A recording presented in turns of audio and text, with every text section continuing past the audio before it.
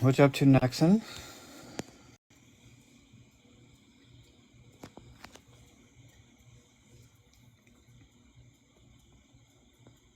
Why do I have 0 followers left away? What you up to? Cleaning, eh? Original made breakfast, so I did the dishes, and by doing the dishes, that just means transferring them to the dishwasher. You're not. You're not supposed to be on your live. Okay, I will request you for a battle then. Then we can talk. Stop streaming me. I'm not streaming you. I have you down to the lowest. You're what? See me. Oh my god. What are you No, doing I have today? you down to the low setting. I was here monitoring your chat. Okay, wait, you're live and you're listening to my live on another phone? No, I was watching on the Mac. Are you stalking me? No, I'm watching your chat while I'm live. Oh. Okay, what's one word that you hate? There's a lot of words I don't like. I don't like moist. I love the word moist. I bet you do. You are the cutest. Somebody here said I hate the word masks. This has said. Really? Yeah, if you could just there is one word. Nothing like that. There is one word. It is an R word that ends in Y that I don't know how to pronounce well. So I will replace that word with something like often, or more often, or less often. Jeep girl talking about what?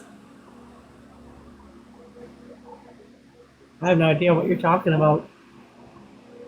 Because it sounds so weird as the end, the S, masks.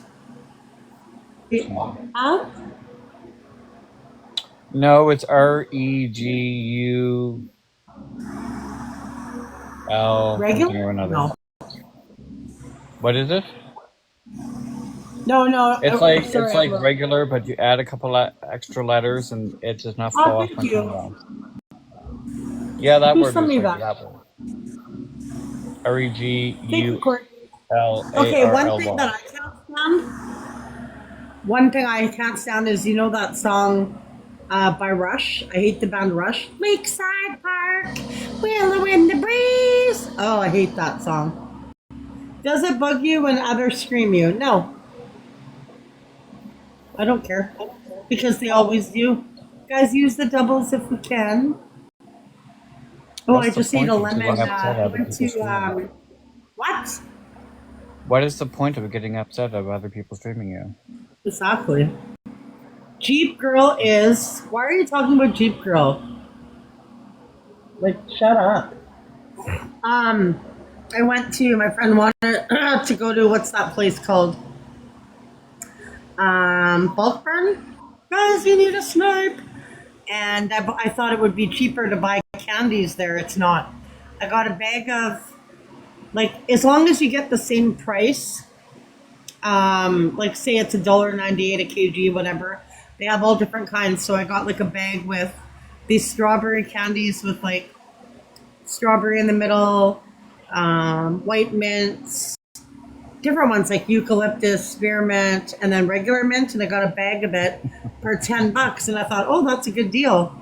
But then when I thought about it, if you go to the dollar store, you can buy a bag for like $2.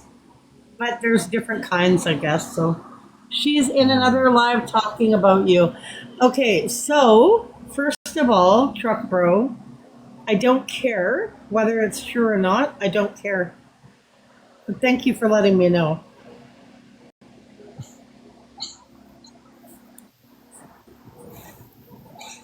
And you're gonna get muted. Drop a money gun or fuck off. I hate when they just come in here to tell me that someone's talking about me. Like, who cares? What's the weather like? It's mostly cloudy. It feels like it's about 12 degrees. Yeah, it's cloudy here. It's very windy. The wind feels like a winter wind, and it looks like it's gonna snow. Does it? It does. Do you love it? I love it. Do you? Hello, Jay Stevens. How are you? I love it. I love it a lot. So you don't know what your plans are today? Let's what? Okay, Ah, that I can't from down. Um, I have no idea. I asked. Never got a clear answer, so I don't know. it's not too bad. No, it isn't. What color is that lipstick? Well, it is a filter and it's red. I don't know. Is it? Yes. Oh, How come I can hardly hear you? You sound like your mic is far away. is that better? Yes. Where's your phone? Right here. Oh. Okay, we'll do one more. Now let's kick his ass. Actually, I don't care. I Yes, don't kick my ass. care. 'Cause I'll just give it back to you probably My anyway. ass needs my ass needs a good kicking. Not a spanking? Well, that too. Ew, look at this one. Oh, yeah. Giddy up. Remember the one I used to always put up of the car? No. They don't have that one anymore, though. Yeah, the moon is kind of cute. I don't like that one. It's creepy. Ah, guys, everything is double trouble. I don't. Wait, where's the other one? Um, they should have more for Halloween. They should. Yeah, they should have like The Exorcist. My eyes are blue. Oh, you should have seen me for Halloween years ago. I went as the lady from The Exorcist, and I had black contacts, and I had like a hospital gown, um, and like I went to a makeup artist. She did my makeup and made it look like it was barf all down the. Oh man, fuck! I looked good. I was scary. That sounds hot. Hello, Santa. Guess you need one rose. What's flop? Scarfy is a cutie. Do you have a costume? Actually, I'm going as the Exorcist this year. We're going to a social on the weekend. Guys, we need one Oh, yeah. rose. Rudolph I the got one. red-nosed reindeer had a very big nose. I'm going to go probably after this. Rudolph is fired. We need a rose. I like this We one. need a rose. Wait, they don't have the one with Santa going down the chimney anymore? Oh yes, I remember that from last year. Yeah. Maybe they will get it closer to Christmas. Guys, one Maybe. rose. Yeah. Had a very Yeah, I'm shiny gonna go nose. after this. Huh? And if you ever saw him. You didn't even say I it bought this close. I have to yesterday. go after this because I need to call my friend. Oh, Uno's fun. I love Uno. So do I. Can Maybe you I'll just check play that later. can you check? No, never mind. It doesn't matter if somebody's streaming me. I don't care. I'm sure they are. I love it when I get streamed. It gives them something to talk about. I don't know. They could be Yeah. quite bored. I like when people stream other people and you sit and watch. That's always fun. That's exactly why they stream. Me or you Yeah. or whoever else. I don't like when they stream people with disabilities though and make fun of them because they do that all the time. Like the guy that you modded for, that's autistic. They stream him and they like I just think that's wrong. Oh, do they? Mm-hmm. I They did sure not know that. do. Oh, Hello, beach vibes. Peep Girl said she's coming over. Yeah, sure, Sandy. Try to cause is more she coming trouble? over? Why? She didn't say that. Oh, If Peep Girl said she was coming over, she would tell me. So nice try. You're so stupid. you're so stupid. Wait, are you Natalia? Yeah, that's my name. Last time I checked. Oh, yeah. How come you got people over there not even tapping their fingers? Taps are free. Exactly. That's why I'm going. No one's helping in the battle. No Tap, one's tap, tapping tap. the. And don't play stupid. Are you Natalia? You fucking know I'm Are Natalia. you? Okay. Don't be stupid. You know I love you. Don't be Okay, you're out of here ridiculous. since you're Oh, actually annoying. Bye. I'm annoying. You're annoying. Huh? I'm annoying. I like you. You can be annoying if I like you. Oh, it's not too Yeah. bad. It's not too bad All at right, all, Mr. really. Magoo. I'm gonna hop over to your side. Hi, Bye. Belle. See you in a bit. Okay, Bye bye. bye. Bye. Hello. Hello. What you doing? I'm looking for hand cream. Oh, one sec. My friend's calling. I'll be right back. Okay, bye. Oh, my nose started running.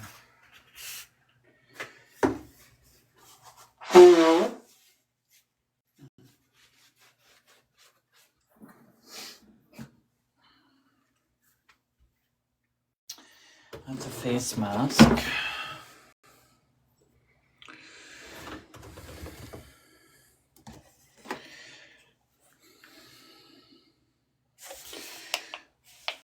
That's shaving cream. I think this is it. I hope this is it. Ooh. One thing I don't like is the feel of dry hands. Mm.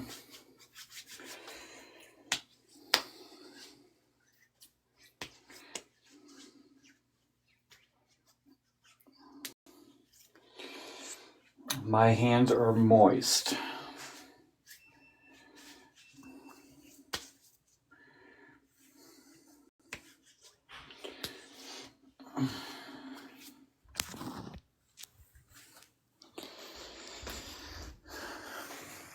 I think that's something that I should be buying soon is hand cream, because now that it's autumn, air will get a bit drier. I'll be wanting to keep my hands moist.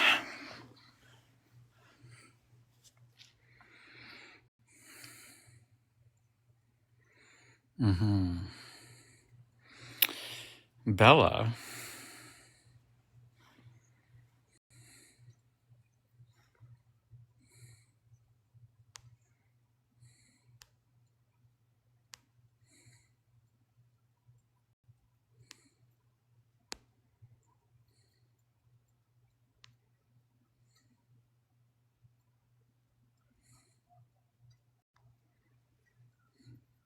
That's good. Fuck those haters from yesterday. What happened yesterday?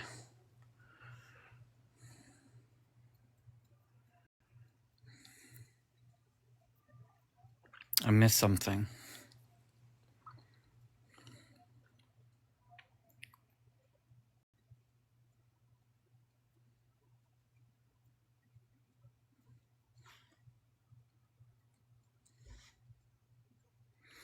Another Nat versus bully group situation. What happened?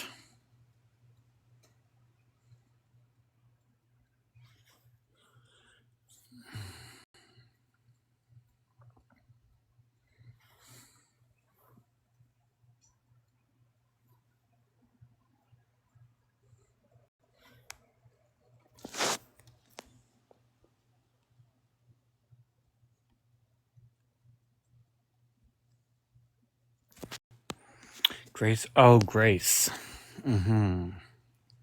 I'm still blocked on all three of my accounts from her live, so I can't watch.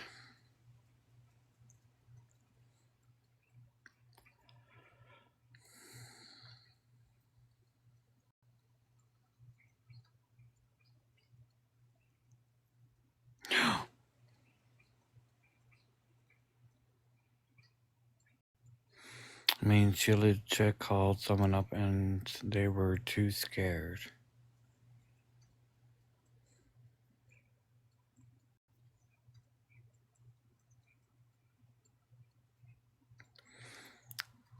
Apparently, I neglect and abuse my child and my dogs. Oh.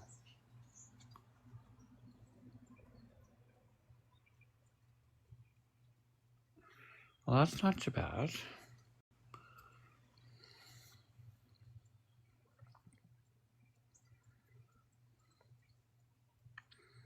That's fairly interesting.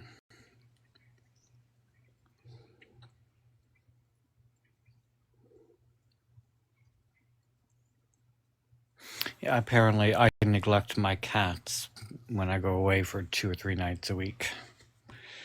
Me coming here to Originals for 2 or 3 nights a week is a problem, so I should rehome my cats, apparently. So I'm told.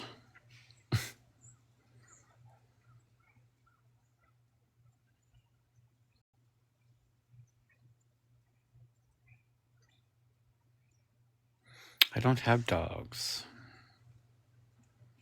And if I had a dog, it would not be home left alone.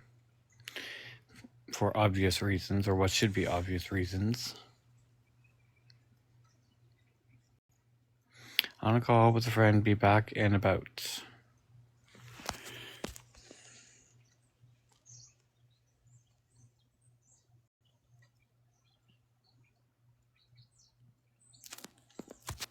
I've removed a fair amount of my followers. I have a lot more to do. I have over 3,000 I need to get rid of.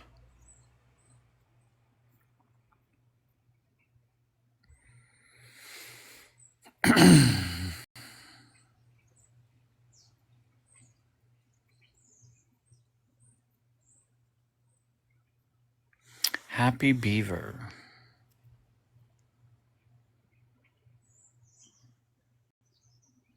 How do you have an account named Happy Beaver, but the actual username is Angry Beaver?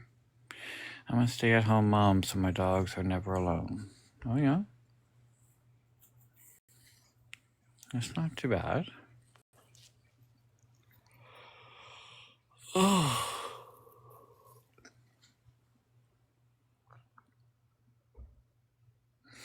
I have my driving test tomorrow.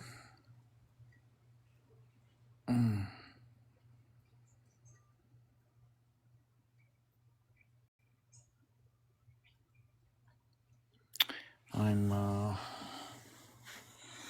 not sure how to feel.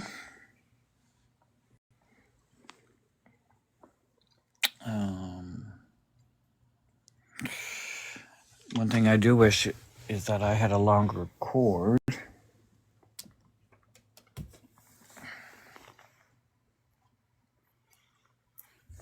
Maybe if I do it this way, I'll have better success.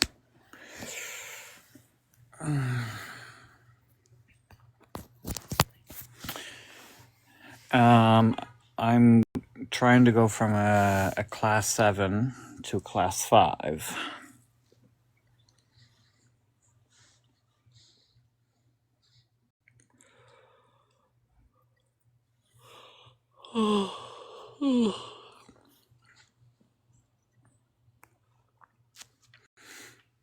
I don't know what G that would be in Ontario. No, I'm in Nova Scotia.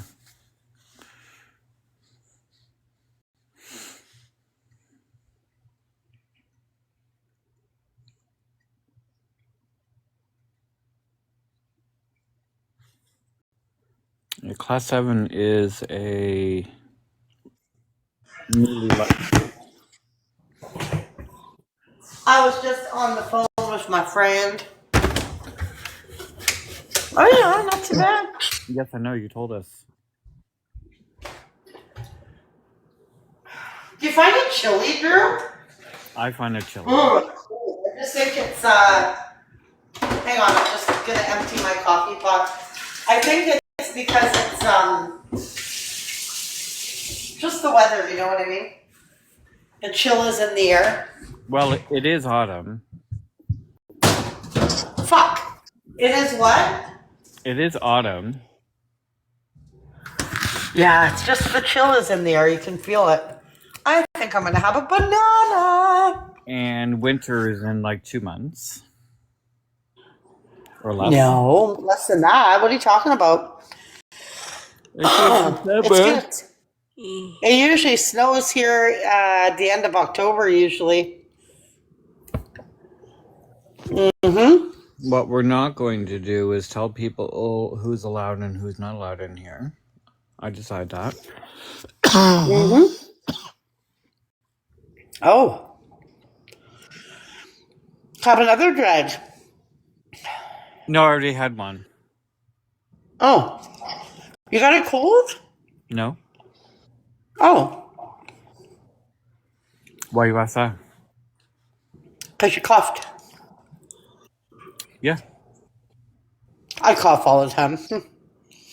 I think it's from vaping. I've been coughing a lot less.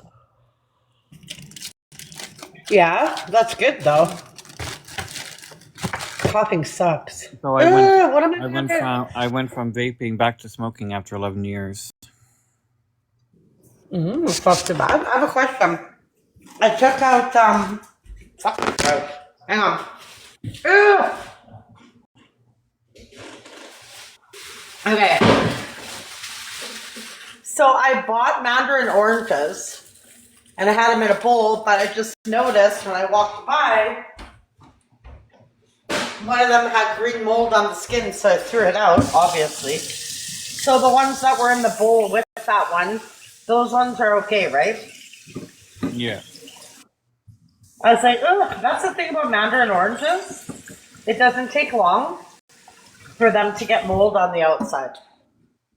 Like, it's nasty. Let me check the other ones. Drew, can you start eating these? Drew? Do you want a few? Well, a few is two, right? Hello? I said, do you want a few mandarin oranges? Here. He goes, I'll have a couple. 1, 2 is a couple. There you go. At least last time I checked, 2 was a couple. Depending. You could have, what do you call that relationship? Where there's 3. A threesome? Oh, Polly. No, not a threesome, you pervert. Oh. My lord. Somebody's a naughty boy and needs a spanking. Original. Oh my god. Do you like a paddle or do you like the hand? I think I would prefer the hands. Me too. Mm-hmm. I think paddle would hurt. What the hell? Why can't I see you? Hold on a sec. I'm frozen. Frozen. There we are. Are you? Mm-hmm. My god. Ooh, it's Oh, my cold. head. Oh. You know what? I said, oh, my head. Oh, your head. Oh, you got a headache? A slight one, yeah. It hasn't gone away. Ugh. Is it one of those headaches that doesn't really hurt, but it's just annoying and it's there? Mm-hmm. Those are the worst. Yeah. Excuse me. Oh. Oh, Drew! Whoa, Drew!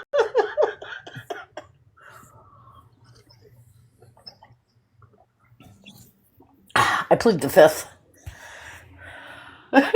Oops. Oatmeal makes me poop. I don't know how to get rid of these bubbles. I don't know why they're there. It's your effects. I have nothing turned on, though. No, but click effects and then click on the little circle at the end to turn it off. I did. I'm doing that right now. Mm, what about backgrounds? Bubbles are still there. Why is nobody else coming up here? Nixon. Is it Nixon? It's Nixon. I don't know because it says, is that a number 3? Yeah. That's what confuses me. These bubbles just appeared, and I didn't ask for them. Swipe out of your live. No. Yeah, it's a 3 and a 0 because I'm old and that's how we used to write words in computer language. Oh, okay, but it's Nixon, right? Chinese Okay. computer game company. Oh, okay. That's why I was confused. I was like, why is it a 3? I'm very confused right now. Yeah. Yeah, you can't get rid of your bubbles. No. What you doing today, Nixon? Cleaning. That's what I'm doing tomorrow. You said it like how I feel when I have to cleaning. The Murphy oil out and wipe all the wood down. Oh, I love the smell of the Murphy's oil. Thank you for reminding me. Actually, I should do that tomorrow. Just put a little bit in a spray bottle, and then I do the Swiffer the floors. It makes it nice and shiny and slippery, though. So you should bite the bubbles. Yeah, I'm so bored today. I don't know what to do. It's very like cloudy and very dreary out here. Unblock me, Nats. No, I will not. I hope it's not raining tomorrow. I bought a couple of cameras I want to put up in the yards to get the neighbor to fucking catch him if he does anything again. Oh, is that your video of that guy? Constantly have to deal with him. I put a camera up on the side and he started fucking. Okay, that's your neighbor, right? What's his problem? I went outside to have a fire one night and like I had my little speaker trying to play my music. I couldn't hear it over his. I turned mine up a bit. He turned his up more. So I was like, okay, well, I'll turn mine up again. Then he just started losing his crap. Yeah, I saw the video. Did you see that, Scarfy? Hmm? Did you see Nixon's video of his neighbor? Mm-hmm. Crazy. What are you grinning about? Mm-mm. Oh, he's up to something. Where's the original right now? Honestly, thinking about just going to the court and trying to apply for a restraining order because then he You won't should. be able. That guy's nuts. Well, he won't Where's be able the to live next original door. right now? Original's downstairs, I would imagine. Oh, okay. Check it out. What are you laughing at? This is the thing about Scarpy. He always has Drew's the same way, and it drives me crazy. He'll be sitting in his chair. I'll walk in, and then he'll just burst out laughing, and he'll be laughing. I'm like, "What's so funny?" He's like, "I don't know." I'm like, "What do you mean you don't know?" And he'll just start laughing. He doesn't know what's funny, but he laughs. I just sent a text message, and it was corny. To who? Mm-hmm. Oh, well, you are corny a little bit, though, in a good way. What are you doing, Drew? You're so quiet. What do you mean? I mean, you're quiet. And you with the strand of tape across the doorway. No. That would be funny, though. To my wife the other day, she was in the shower, come out, and dunk. That is funny. What'd she say? Next side! Did she laugh? She wasn't impressed. She laughed, but she's Yeah, mad. I guess not, eh? She's like, brat. What's your weather like?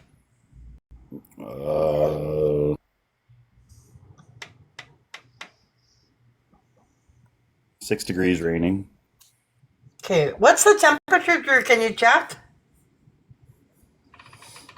13. Oh, it's 13. It doesn't feel like it. It's very windy. That's you can hear my screen door keeps. To the mountains, right? So it's always colder. Say that again. I'm sorry. Mountains, so it's always colder out here. Oh, you're by the mountains. Nice. Very nice. Yeah, that's how it is here, Bella. It's 11. It's 13. It's cloudy. The wind feels cool. The outside city lights are on the streets. They're already on already because it's like almost like dark out.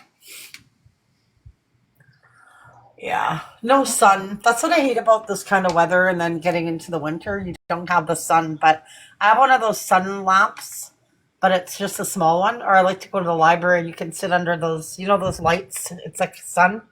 I don't know what you call them. I wouldn't say where you live, people are streaming you. We didn't say where we live. And if I say Winnipeg, and we know we're being streamed, we don't care. I live at their mama's house. Mm-hmm. And what? So people know where you live, like they know where I live. Are they all going to come over? Highly unlikely. So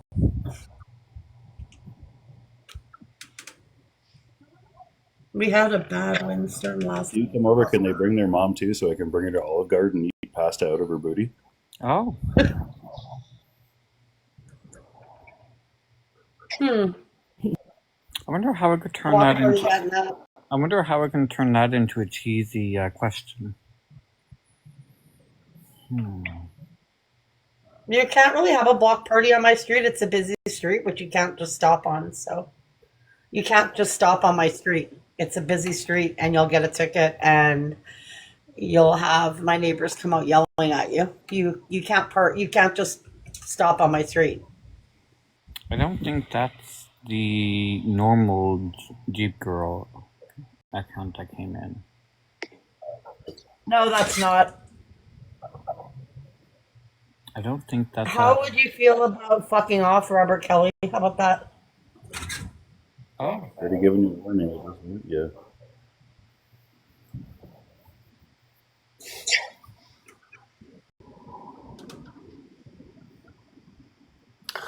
Oh yeah, it's not so bad. This coffee's pretty good. It really isn't. No. It's actually pretty good. Yeah. People will pay. We don't have mod settings. People will pay to meet me? No, thank you. Sorry, I'm not Keanu Reeves. But thanks anyway. Oh! Weird. I don't.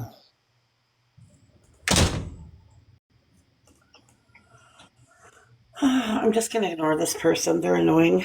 Chicken something. What the fuck is your name? Chicken Nuggets? Says it all. I love chicken Oh, nuggets. I'm so bored, Drew. Drew! Can you entertain me? Huh? Are you going to do that on or off camera?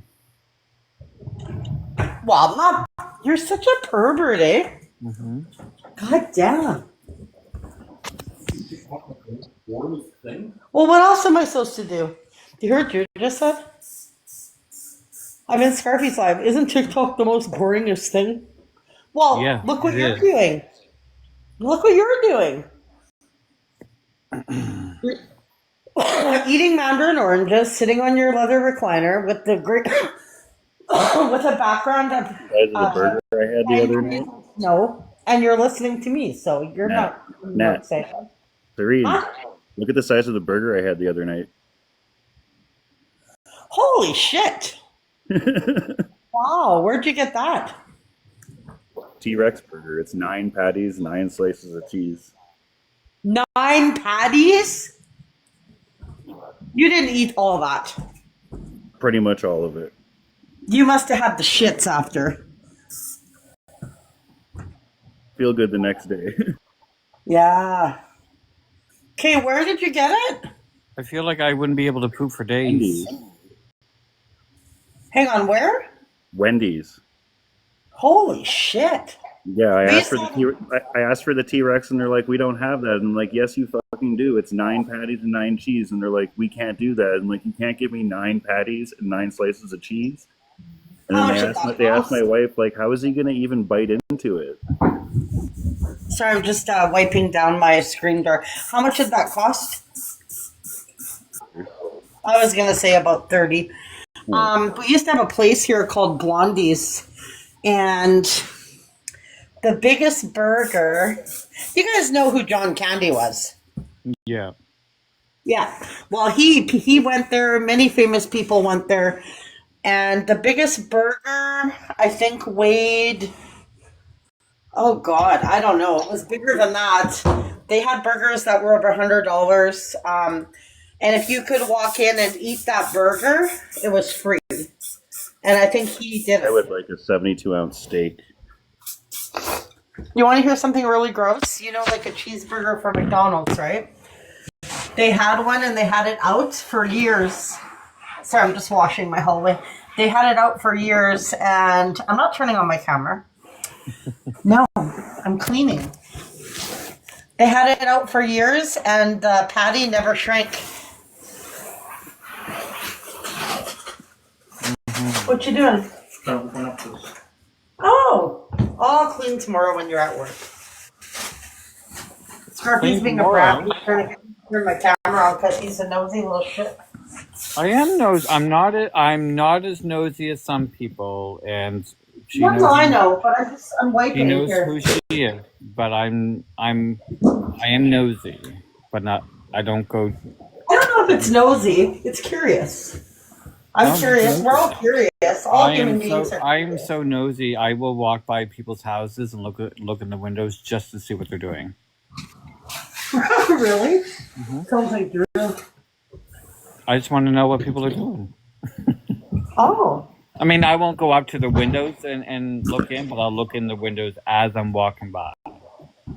I think everybody does Closing my that. curtains now. I don't trust anything. Drew, why are you pacing? Huh? Okay, I gotta mute because I gotta go to the bathroom. 30 minutes to eat a 9-pound burger is kind of intense.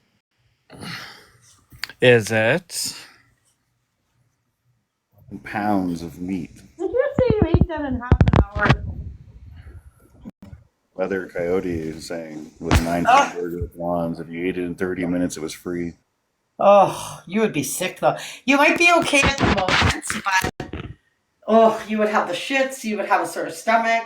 You might even throw up. To be honest with you. You couldn't, like, take your time. Ugh, I don't know. Have the When you T-Rex eat like without that, all that. I would have the T-Rex without all that cheese.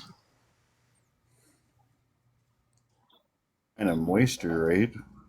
I would just sip on a beverage. I wouldn't eat all that cheese. I would be buying the please. I am cleaning my bathroom. Hot sauce. Did you say hot sauce? And like some Carolina Reaper. Oh, Drew likes hot. Ow! I just hit my arm. Ouch! Or Shit. maple syrup. That would be good. Maple syrup Hmm. on a burger? Oh yeah. I don't know. Maybe. Sorry, I'm just cleaning. I said I'm going to clean tomorrow, but I'm just cleaning my toilet, my sink, my counter, and going to wash my floor coat. Is it? Yeah. I clean my bathroom all the time. I can't stand a dirty bathroom. Ugh. Especially when you have a husband, and in the middle of the night, we should have a little night light. He'll piss, and then the whole front of the toilet, I wake up, I'm like, oh, for fuck's sake. God damn it.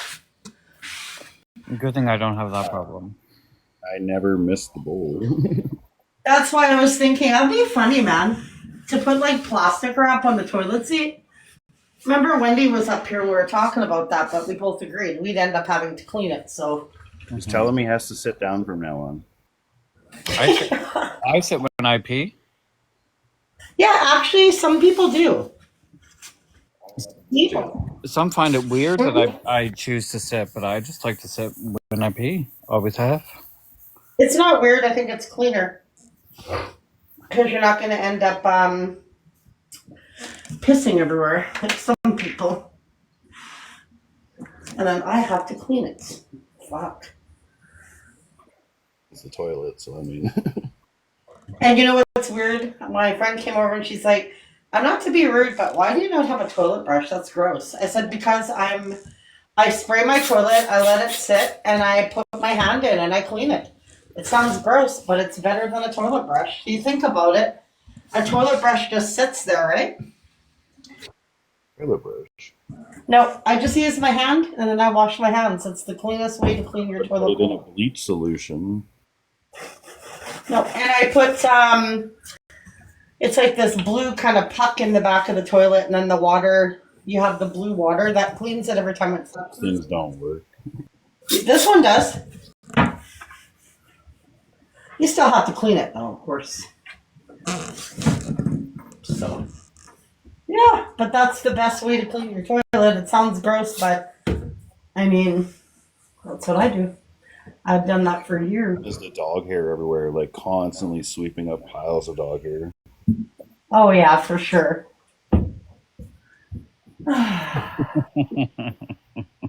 Scarfy wants to watch me scrubbing, don't you? You at least use a glove. Yes, of course I do. Obviously. Use a new glove every time. Well, yeah. Oh. Yeah, of course I do. Okay, now I can flush the toilet. I'm not going to clean that. Okay. Mm-hmm. Tomorrow I will wash my floors. That has to get done like every 2 to 3 days. So did you just wash your toilet bowl with your hand? Yeah. And then I threw the glove out and I'm washing my hands. Then I'm going to do my counters and then I'm going to wash my floor. Did you put your I hand wash in? everything by hand. I don't believe in mops or anything. Mops just push everything in the corner. So crosswave, it's like a steamer and a mopper and a vacuum. Oh, I have one of those. When you washed your toilet bowl, did you put your hand in the water? Yeah, with the glove, yeah. Lots of people do it that way. It's the cleanest way you can clean your toilet. I do not like a dirty house at all.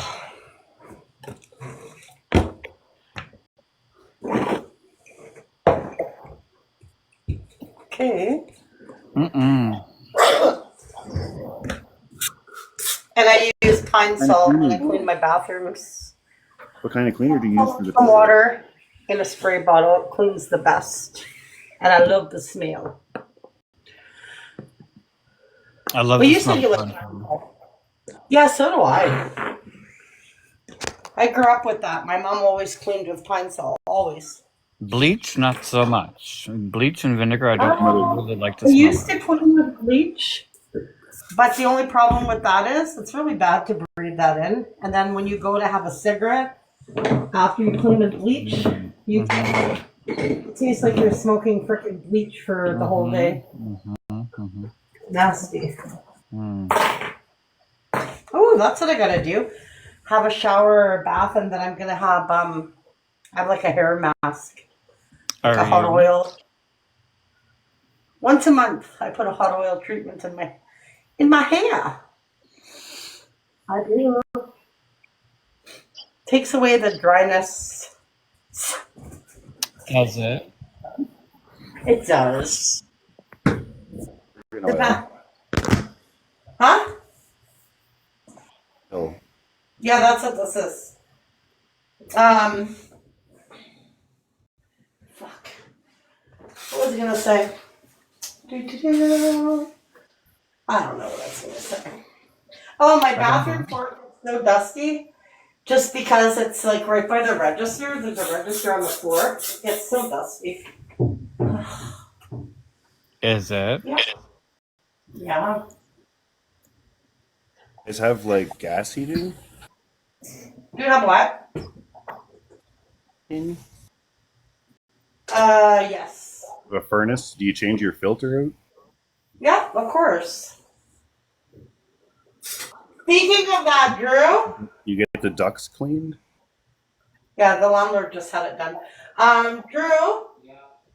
Actually, we have filters downstairs, right? Yeah, we'll have to change the filter, okay? Thanks for reminding me we have to change it. 3. You should change your filter every 2 to 3 months. But you gotta check it. It all depends, right? If you have dogs, if you smoke in the house, you know. 3. Yeah. Can you hear me? Yeah? Have you ever been to the duck do? The who? Have you ever been to the duck do?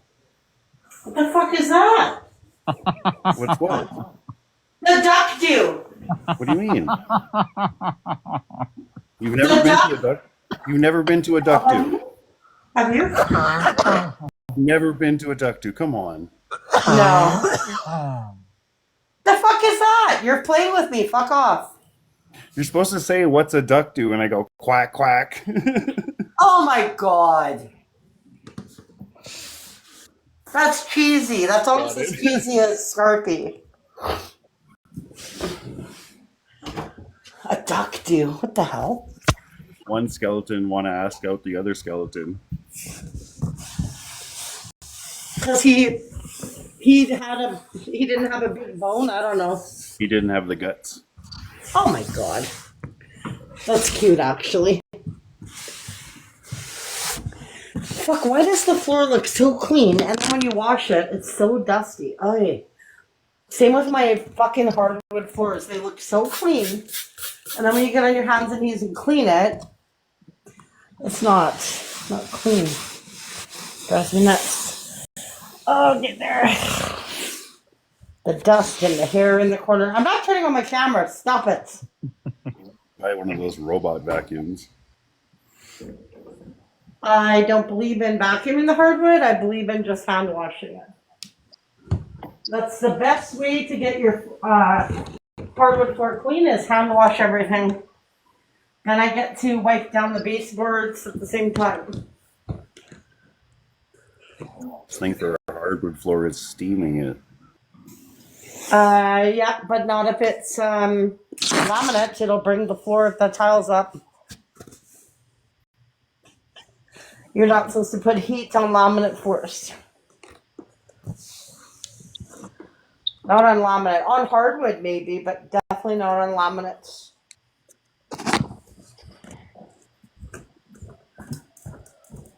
And you're not supposed to put a lot of water on it either. This wave is like a vacuum, mop, and steam, and it's got hardwood floor cleaner.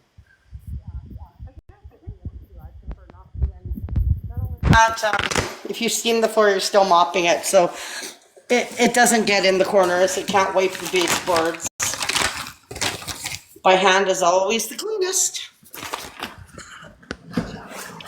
I just don't believe in mops at all. Even with our cleaning, we always hand washed everything.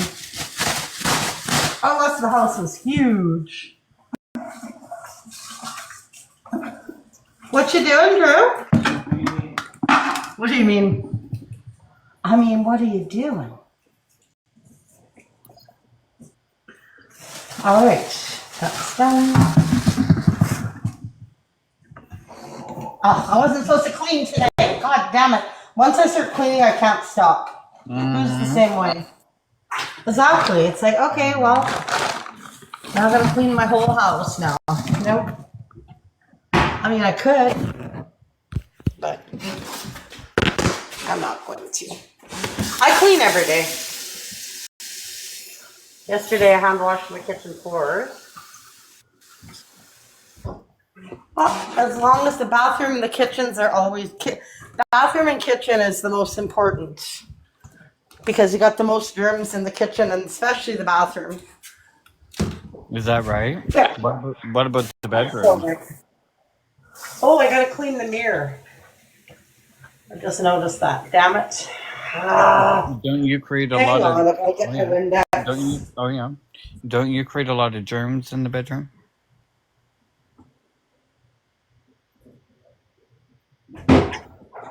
Actually, it's not really dirty. It's just dusty. And Drew likes to spit his toothpaste on the fucking mirror. Shit. Because I got a nice big mirror in this bathroom. I love it. I love it. I love it a lot. Spit it at the mirror. Huh? Spit the What? toothpaste on the mirror. I can't hear you. See, that's a good question, Drew. Why do you spit your toothpaste on the mirror? He says he doesn't. I'll show you. Ghost come. Oh. Ugh. Come on. I'm not the best mirror cleaner. Now I need it. It's sticky. Shut up with that, Scarfy. Come on. Why is it so streaky? We can't see.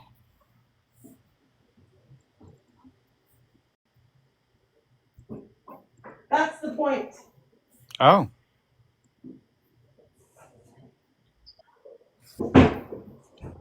That's not too bad. I don't think it is either. No. You can't see anything, right? I can't show you when it's dirty. Hello? Why not? We need to see the I before was and wondering what the after. spit was. No, you can't say dirty. And you're going to say you missed a spot. And I'm going to get pissed off. Well, I would say that even if I didn't see the before. Oh, not too bad. No, it isn't. God damn it. I hate doing glass. Do you use paper towel for the mirrors? Nope, I use a soft cloth. I use water and, what do you call those? Drew, what's that called? X? No, you pay these cloths, they're $20 from a certain brand. I can't remember the name, and all you do is use water. Oh. There's a name for it. It's through Amway. It's a certain cloth that doesn't scratch glass, and all you do is use water. And then the cloth dries and you use it again. Is that There's right? a name for it. Norwex. It's called Norwex. You've never heard of Norwex? No. No. Oh. Okay. Do you put vinegar on your mirror? Not if I use the Norwex cloth. You don't need vinegar. See? Oh. Oh, you can't tell about the glass. You can't see the glass. You missed a spot. Fuck off. Spider behind you. No, there isn't. Yeah, but look at that spot over there. No. Yes. Where? The Where? shower now. Let's see Look. the shower. Where's all the grime? The shower's clean. How do you clean your shower? With cleaner? Do you use your hand or do you use a rag?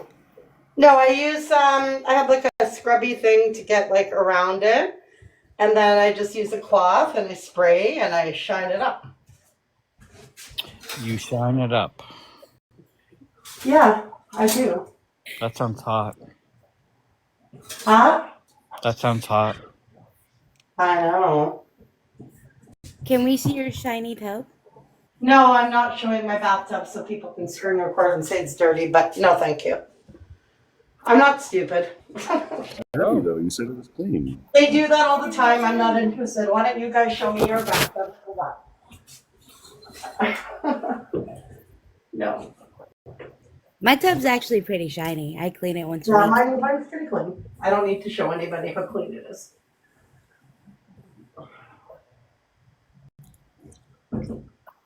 He's bouncing on my booty cheeks. I love the way he runs. Yeah. I can hardly breathe while he's pumping deep inside. Pumping deep inside. Oh, I love that song. do you? Me too. I do. Does it excite you? Hmm? Does it excite you? No. Oh. I wouldn't go that far. Mm-hmm.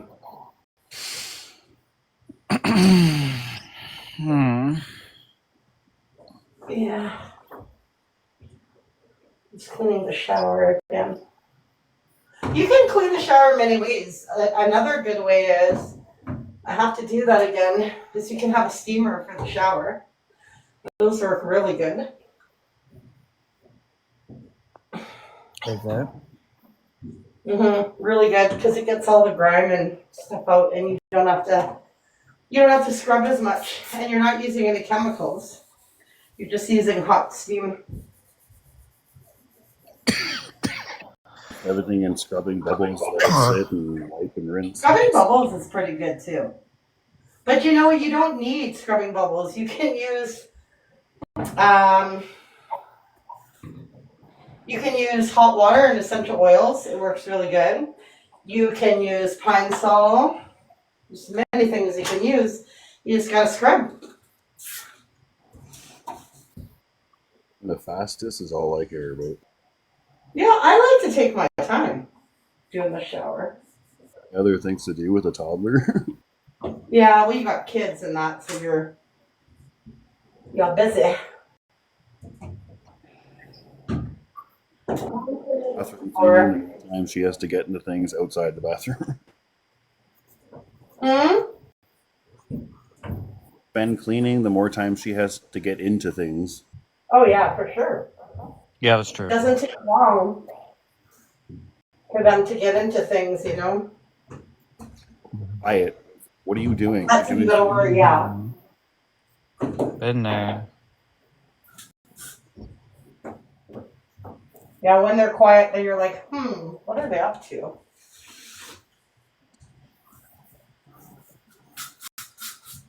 I'm just doing the inside of the shower part, and then I'm gonna soak my bathtub. That's the thing, if you soak it with the cleaner for a while, then it's easier to wipe it after. What you doing, Drew? Yeah, he says. Get the water on the Is side. it? Uh-huh. Shit, see? Now I'm doing my fucking tub. Oh my god. And I say, I'm gonna do my floors tomorrow. Watch. Doing that Well, too. you could do them today and still do them tomorrow. Well, that would be pointless. No, I'm not gonna do them today because I hand wash them. It takes forever. It takes me a while to do them.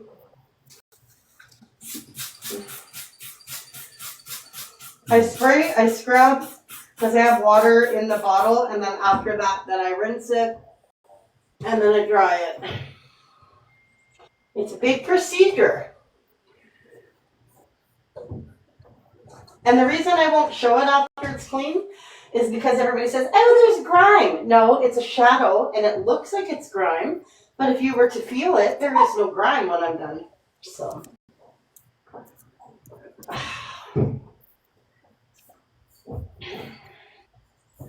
Because my other bathtub at my other house, it always looked dirty, no matter how much I cleaned it, because it was such an old tub, it needed a paint really bad.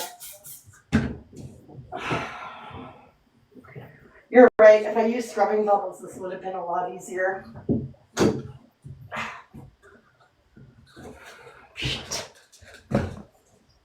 I wasn't going to do this today. Hang on a second. Oh, wherever go to love you, now don't be sad. Oh yeah?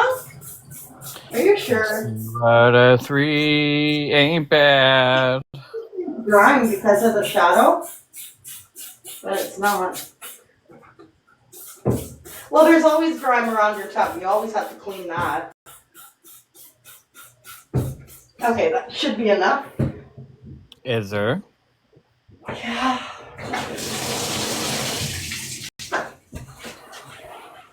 Scrub it up, dub, 3 men in the tub.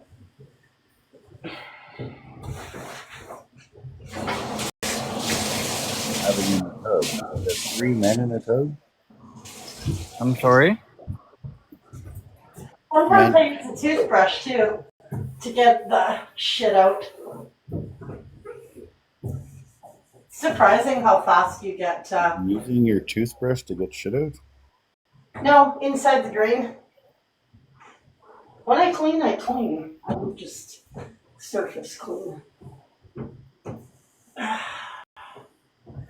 Okay. Song or what? Huh? What am I supposed to be playing? I sent you the song. Song about what? Well, McDonald's. Rock and roll McDonald's. What's that?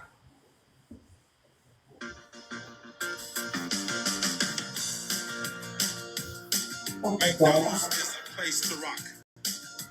It is a restaurant where they buy food to eat. It is a good place to listen to the music. People flock here to get down to the rock music. Rock and roll McDonald's. That's not fun. McDonald's. Rock and roll McDonald's. Rock and roll McDonald's. McDonald's. They serve Big Macs. They serve quarter pounders. They will put pounds on you. Rock and roll McDonald's. Rock and roll McDonald's. Rock and roll McDonald's. Rock and roll McDonald's. Rock and roll McDonald's. I've never heard that.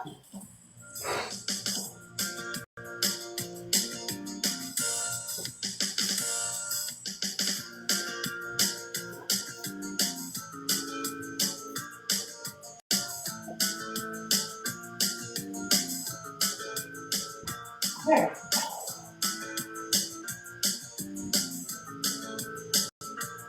Rock and roll McDonald's.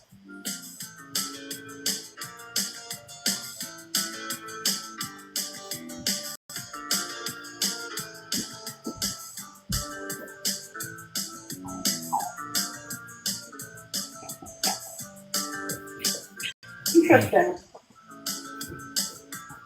I wouldn't say that. Different.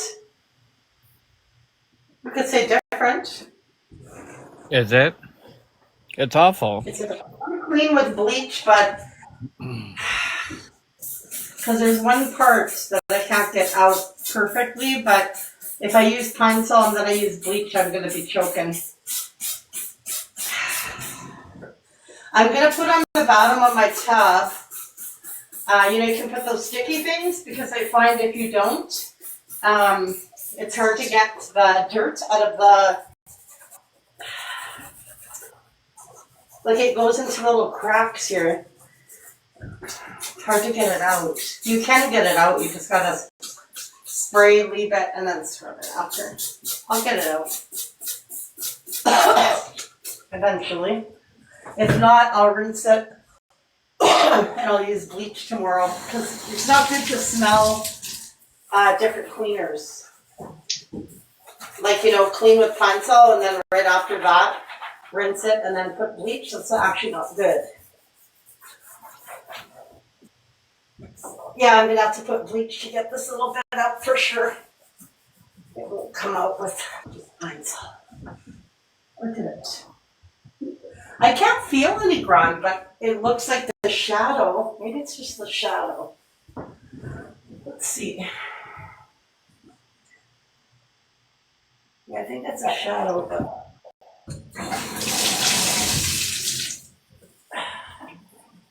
Oh no, it's coming out. Scrub with a little. Fuck, why did I start this shit?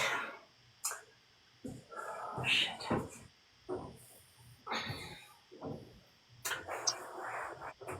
Oh, well. There. Oh, yeah? That's good.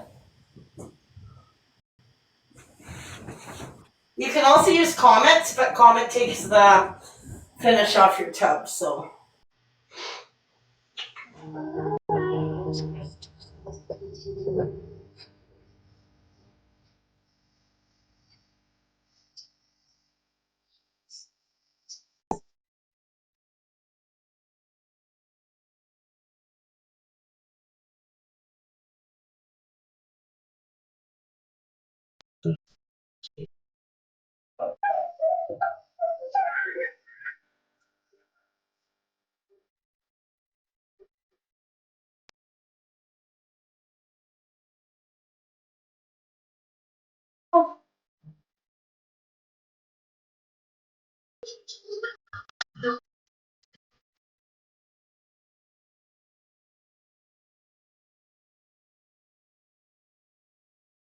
What is that?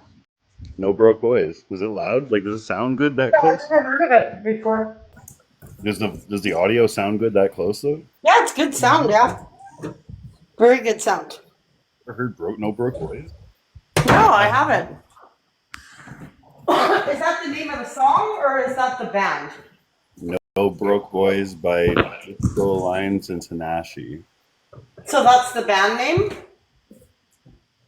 Disco Alliance and Tanashi are the two people. Okay, I've never heard of it. Should I put bleach in the tub after I did Pine Sol? No, eh? No.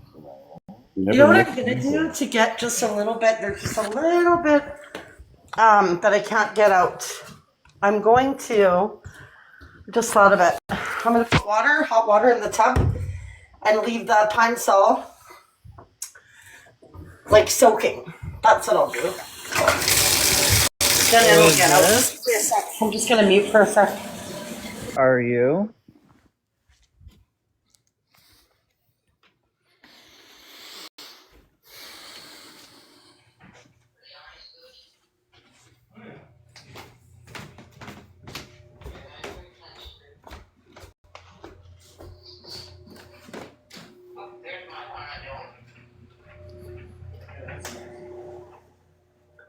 I made the skin color me. Yeah. Yeah, that's nice. Come.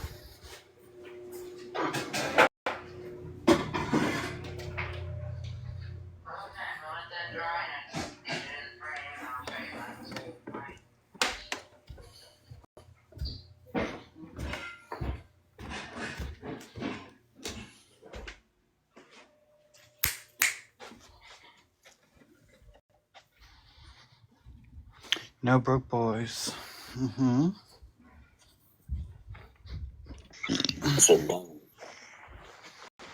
I wouldn't go that far, but alright.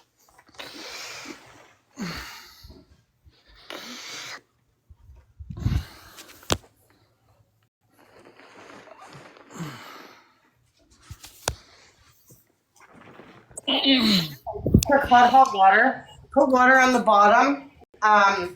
Put Pine Sol and scrub the shit out of it, and it all came out easy. You scrubbed the shit out of it. Yep. Now just gotta rinse it. Hang on a second. Oh.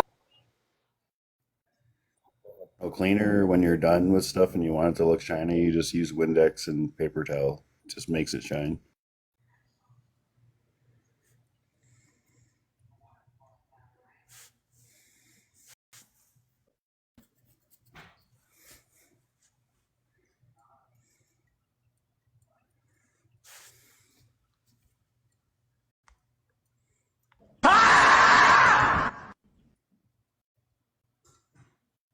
Like, you're gonna fool me with that anymore.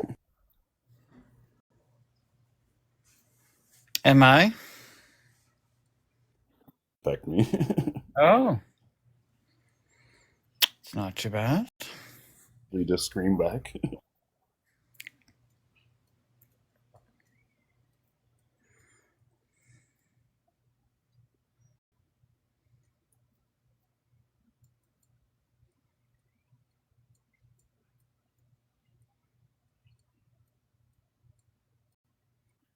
Mix the chemicals. Natalia? You're not what? What? Move up. Can I help you, sir? No. Kim? Well, it's not going to happen by me. So I now would like that a, I would like a sphincter massage. okay, well, you can go get one. I don't do that. Original want one, 2 for 1. Okay, no thanks. Oh, my tub is so shiny. I Fuck. like it. Poker scarf. Holy shit. There, my tub shines like a diamond. My lad. Shines bright like a diamond. I get very happy when my house is clean. Kind of turns me on.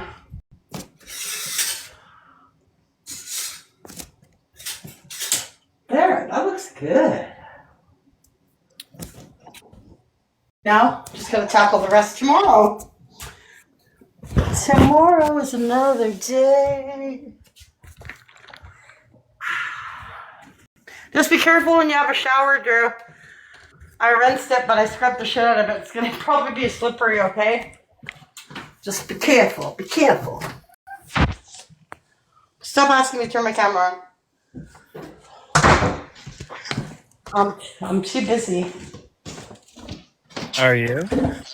Yeah, I'm supposed to clean tomorrow, but I don't know what I'm gonna clean because looking around, it's pretty fucking clean in here. Is it? But I'll find something, don't you worry. Will Oh, you? you know what I'm gonna do tonight? I'm gonna diffuse lemongrass. Oh, I bought lemongrass essential oil yesterday. Oh, We it's had the a good best brunch ever. today. We had a good brunch today. What'd you have? We had blueberry pancakes and eggs, bacon, and fried bologna, and a smoothie. Everything except for the fried bologna. What? I don't like bologna. Drew Oh, I had love bologna. fried breakfast sandwiches, or fried breakfast patties, and then sausages, and then I made him eggs, toast, coffee, and I had a banana and oatmeal. Have you ever heard of Sunny Boy? No. Looks so good. It's very grainy. Is it? Yeah, the grainier the better. So what are you doing now? Nothing. Just kidding. You're just sitting.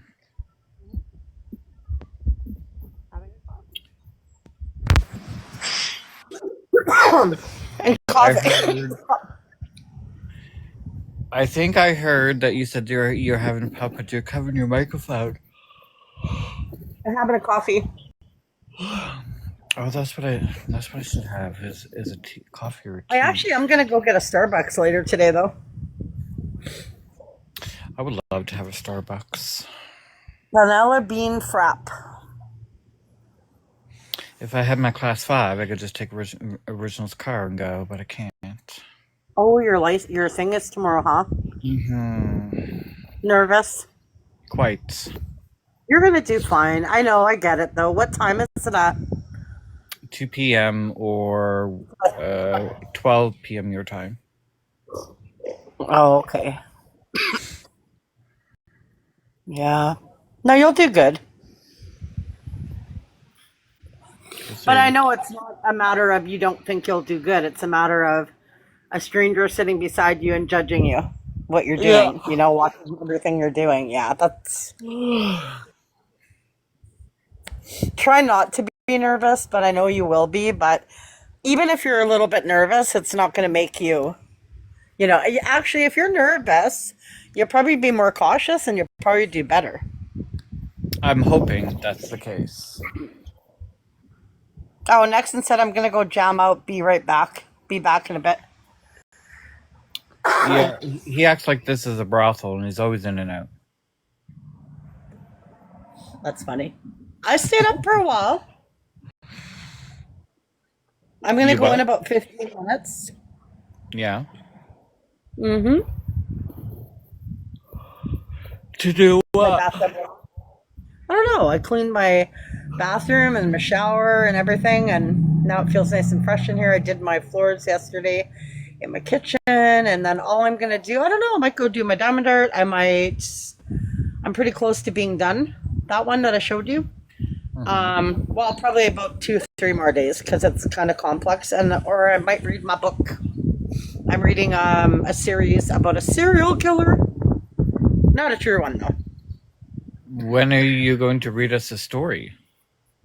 You want me to read you a story? Yeah. I could read you Carla and Homolka. That would be a very interesting story.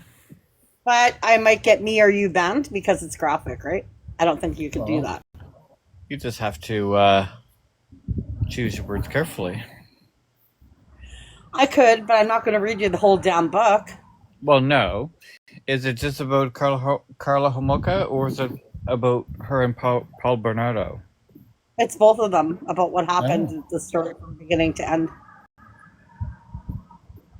And who wrote the book? I will have to go in right away. I'm just having a smoke and I'll let you know. I'm not sure. And there is another book about her getting out of jail. He'll never be out of jail. I don't think she should have been either. I've read the book. I don't think she should have been released either. She's just as guilty as he is. Well, she claims because she was in a DV situation. I don't care. Like you were in that kind of situation, but you had ample opportunity to leave. Oh yeah. And they actually did stuff to her own sister. Like that's the sick part. Yeah. She's the one that lured the women to the house for him. So if anything, she's probably more guilty. But I don't know if that kind of story would go well on TikTok. Is that right? I have all kinds of books. I have Stephen King books. I have scary books. I have all kinds. What kind do you want? Anything. I have Truth Murder. Huh? I like listening to stories. Ones Scary? I like. Oh, I have ghost stories of Canada. Oh, is that right? True ghost stories of Canada. I do like ghost stories. Okay, I will read you a few ghost stories then. That's not too bad. Now I have to find them in my library of mega books. I have it all organized though from alphabetically. Another author you should read if you really like scary is J.D. Robb. She has A to Z. Like the first book is like A titled, B titled. Like it's really good. It's a whole series, A to Z. What's this Z business? Okay, like the alphabet, A to Z. Every book is a series. A to Z. Got it. Yeah, I always say Z, but Z is Canadian. I know you're not supposed to say Z. I'm American, I guess. I don't know. What do you think about Katy Perry and Justin Trudeau going on a date recently? I think I don't know. I don't like Katy Perry. Sorry, anybody that likes her. I don't like her music. Her as an artist, she's very talented. She's beautiful. She does a lot for charities and stuff. As a person, she's a good person, but I don't like her type of music. Okay. I like some of her songs. I don't. Sorry. Oh wait, I do. Like, didn't you do this song? Hey, I just met you. Do do do do. So here's my number. So call me. No, that is Carly Rae Jepsen. Oh shit. Okay, well then I like that song. No, Katie did songs like Dark Horse, Oh yeah, California no, no, Girl. no, not my forte. There's another song that I like, but I can't think of the name. Yeah. Okay, I will go get the book after I get this. Ow! After I get this big hair out of my eye. Oh I shit! kissed a girl and I liked it. Oh, was that Katy Perry? Yeah.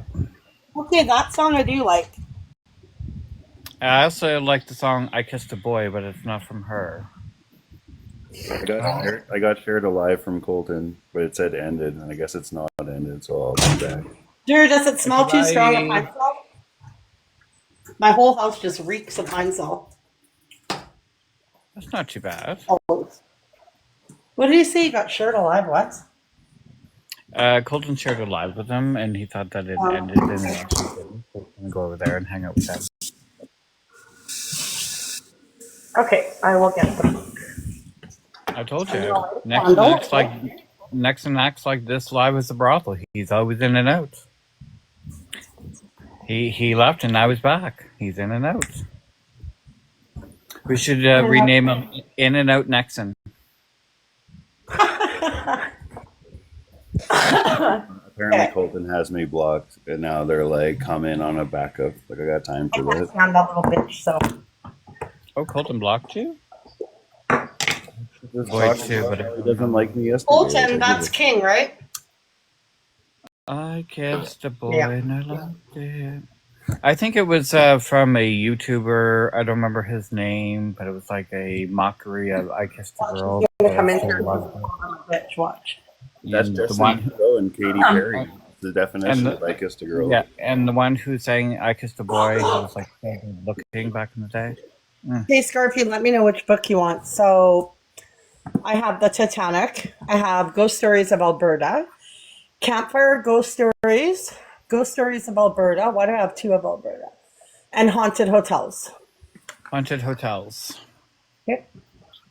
I have more somewhere. I have a whole collection of these. Okay. And I got my candle. Go on my bed now. I'm on original side. Hello. How are you? I'm well. How are you? I'm doing good. Just relaxing at home. Nice. That's not too Hi, bad. I am Serene. telling you. Hi, I'm about to tell a ghost story. Would you like to hear it? I would, but before you do, can I tell you something quickly related to that little story? I don't know. It's up to Scarfy. Yeah? Okay, Yeah, go ahead. so it'll take like 20 seconds.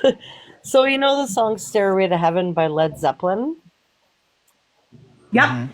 Frankie was over last night, slept over, and we were all talking about like the universe and energy and like good energy, dark energy, that kind of stuff. And then Greg said the backwards Stairway to Heaven song, and then we played it. Oh, and I know. I just got the There's subliminal chills. messages. So like freaky.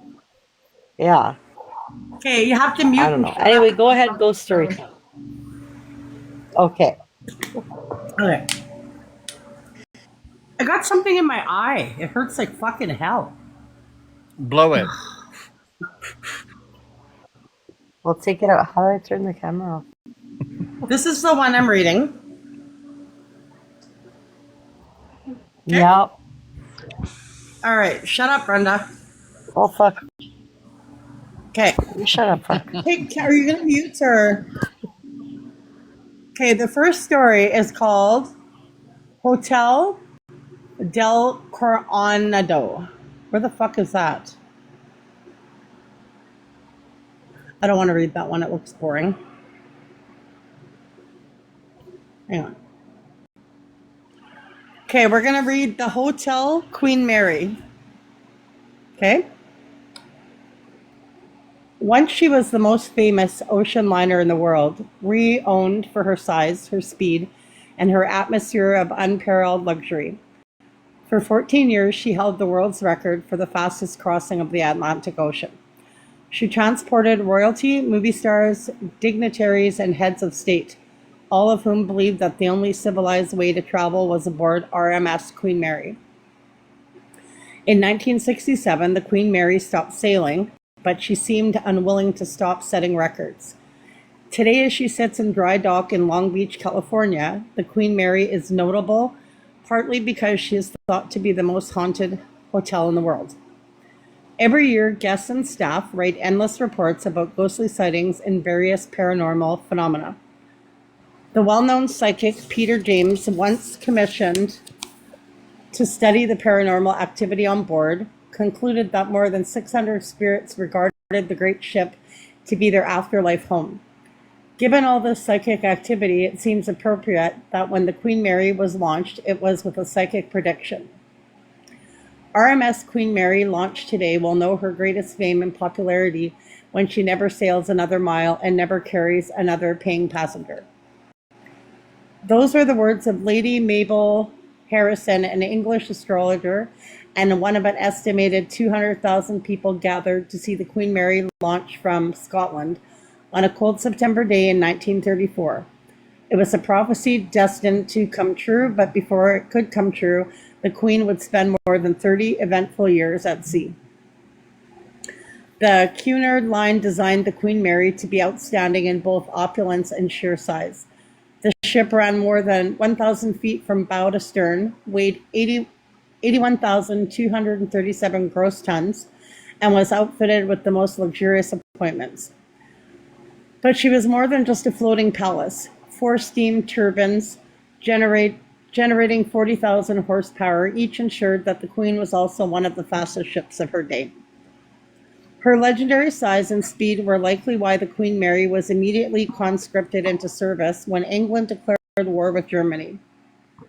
Overnight, the ship was stripped of her magnificence, outfitted with army bunks and camouflaged in a dull shade of ocean gray paint. Then nicknamed the Grey Ghost, the ship began her military career as a massive troop transport. The Queen Mary was an invaluable addition to the British war effort. She was astonishingly fast, nearly invisible in her camouflage, and capable of outmaneuvering any German warship. She was well equipped to transport 500,000 soldiers at a time, and at the height of her hostilities carried a record 16,683. Perhaps the greatest indicator of her worth to the Allies was that Hitler made a standing offer of $250,000 and Germany's highest military honor to any captain who could sink her. The Queen Mary seemed untouchable, however, and by the end of World War II, she had carried more than 800,000 troops and played some part in every major Allied campaign. Shut up. I don't want to. I was going to interrupt and I was trying to be polite, but you never breathed. I just wanted to say thank you for letting me up in your box and saying Cheerio. hello. Cheerio. I love you and shut the fuck up. There you go. But I'm going to go. Thank God. Yeah. Okay. Bye, lovely lady. Bye, Scarfy. Bye. Bye, everyone. Oh my God. Goodbye. Help me. Should I continue or is this boring? Okay. Fucking Brenda, man. After delivering the North American troops home, along with thousands of British war brides and their babies, excuse me, the Queen Mary reclaimed her position as one of the world's most elegant models of travel. For 20 more years, she transported the rich and the famous on their ocean voyages. Then, in 1967, after 1,001 transatlantic crossings, the Queen dropped anchor for the last time. She was permanently docked at Long Beach, California, and from that day forward would never sail another mile or carry another paying passenger. As the massive ship underwent the conversion into a hotel and attraction, Lady Mabel Fortescue Harrison's prophecy began to come true. The Queen Mary was about to enter the era of her greatest fame. Question, am I reading too fast? Okay. As the ship underwent her unprecedented, I can't say that word, 3-year renovation, strange stories began to emerge. Some members of the construction crew working deep in the ship's hull spoke hesitantly of the unusual noises and voices they heard there. Security guards left alone in the dark, silent ship at night reported that their dogs refused to patrol certain places on board. The various accounts accumulated, and eventually it became apparent that when the powerful, fast Queen Mary had finally stopped moving, she had allowed her past to catch up with her. The Queen's ghost stories were so convincing because nearly identical experiences were reported. Were reported by different witnesses on different occasions, sometimes years apart. From such numerous objective reports, staff at the Queen Mary have been able to identify several specific phantoms aboard the ship. One of the best known is John Peter, the Shaft Alley Spectre. Shaft Alley is an area next to the engine room, so named because it houses propeller shafts. Pedler was unalived on July 10th, 1966, during a routine drill. The 18-year-old either overestimated the time he had to slip through a closing watertight door, or he was playing a deadly game of chicken with a fellow employee. He was found crushed to death by door 13 in the engine room. His spirit has been in the area many times since then. Nancy Wasney, a former tour guide and security officer with the Queen Mary, reported a typical encounter with John Peter. She was looking up the engine room exhibit one night when she sensed that someone was standing behind her. She turned around expecting to see a person who had become separated from a tour group, but the bearded young man she saw didn't look the part of a tourist. He was clad in dirty, dark blue overalls, had grossly white skin, and a complete lack of facial expression. Before Wasney could think of what to do, the apparition vanished before his eyes. Another familiar spirit above the Queen Mary is the ghost of Senior Second Officer William Eric Stark. Stark had been seen wandering about the ship since 1949 when, like John Peter, he met an untimely accidental DEATH. Unlike Peter, Stark did not DIE quickly. He suffered for 4 days after taking a large drink of lime juice laced with poisonous carbon tetrachloride, which he had mistaken for gin. If Stark's spirit is in search of a drinking partner of similar rank, he is in luck. There is another spectral officer aboard the ship. Many witnesses have come forward over the years to report seeing a man wearing an immaculate dress uniform and walking about on deck. No one ever mistakes this particular apparition for a live human being, for although the man's image is very distinct, it is decidedly transparent. The Queen Mary is haunted by more than her past personnel, however. During her years as a luxury liner, more than 2 million passengers enjoyed her elegant accommodations. Many, it would seem, have decided to extend their stays indefinitely. Among the best known of these ghostly guests are the spectral swimmers and the beautiful lady in white. The lady in white, a lovely woman dressed in a backless formal gown, is frequently seen in a room that was once the first-class lounge. It is now the Queen's salon. Perhaps some celebrant from a party long ago, she dances alone in the shadows, according to one account related by present-day staff. One unsuspecting little girl pointed out to the tour guide the woman is white. The tour guide looked over and saw nothing. However, the little girl described the woman in detail. Still, the guide saw nothing and continued with the tour. The child continued to repeat her observation, not knowing that she was just one in a long list of those who had seen this mysterious woman. The spectral swimmers are a number of ghosts, apparently from different eras, who haunt the area around the eye-catching Art Deco swimming pool. Tour guides, security personnel, and guests have seen fleeting images of women in old-fashioned bathing suits. One guide reported seeing a diver from another era appear to her in black and white. Splashing noises have been even heard as well. One employee reported investigating the pool area when he heard the sound and finding a trail of wet footprints that ended suddenly, as though the feet making them had vanished. This phenomenon is particularly interesting because the pool has been kept empty and unused for a number of years. It is also protected by a highly sensitive alarm system, which its otherworldly users never seem to trigger. Although the common area seems to be the most dramatically haunted, several staterooms have seen their share of mysterious occurrences over the years. Smoke from Winston Churchill's famous cigars have been detected in the stateroom he often occupied. Other rooms are known for such curiosities as lights that turn on by themselves in the middle of the night and unseen hands that reposition luggage and other personal effects.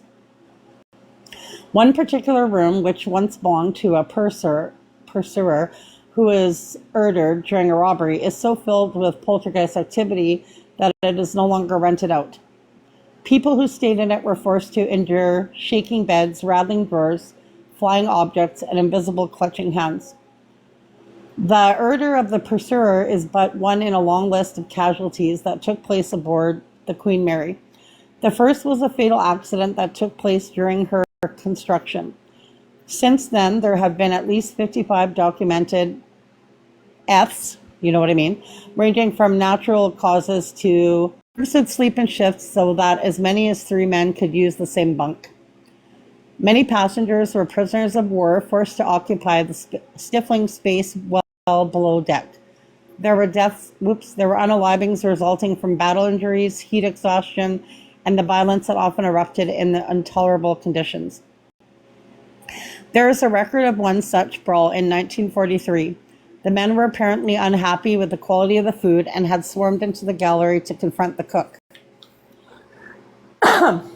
Tempers flared and a huge riot ensued.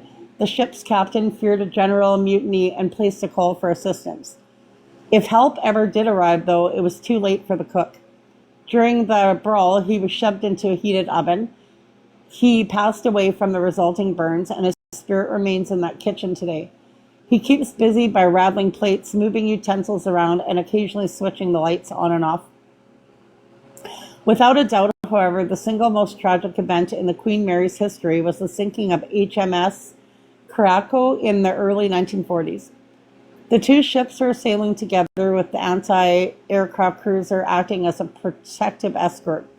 The Queen Mary's standard wartime practice was to maintain a zigzag pattern. At some point, a navigational error was made and the huge ship collided with her smaller escort at high speed. The Curaçao ship was sliced in two and her 439 crewmen spilled out into the freezing waters of the North Atlantic. Of those men, 338 unalived as they watched the mighty Queen Mary sail away. The ship was carrying 10,000 troops on that voyage and was under strict orders not to stop for any reason. The damage sustained to the Queen Mary's bow on that day was temporarily mended with a 70-ton patch of cement.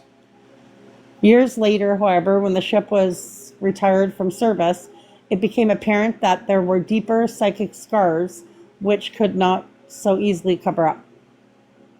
John Smith, who was the Queen's chief engineer at that time, may have been the first to realize how the trauma had imprinted itself upon the ship's atmosphere. Frequently, he would hear the sound of water rushing into the area that had been damaged in the tragic accident.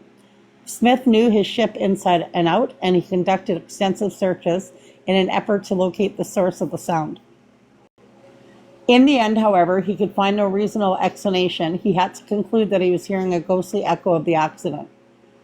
Many of the Queen Mary's staff have heard those sounds and others emanating from what was once the damaged part of the hull.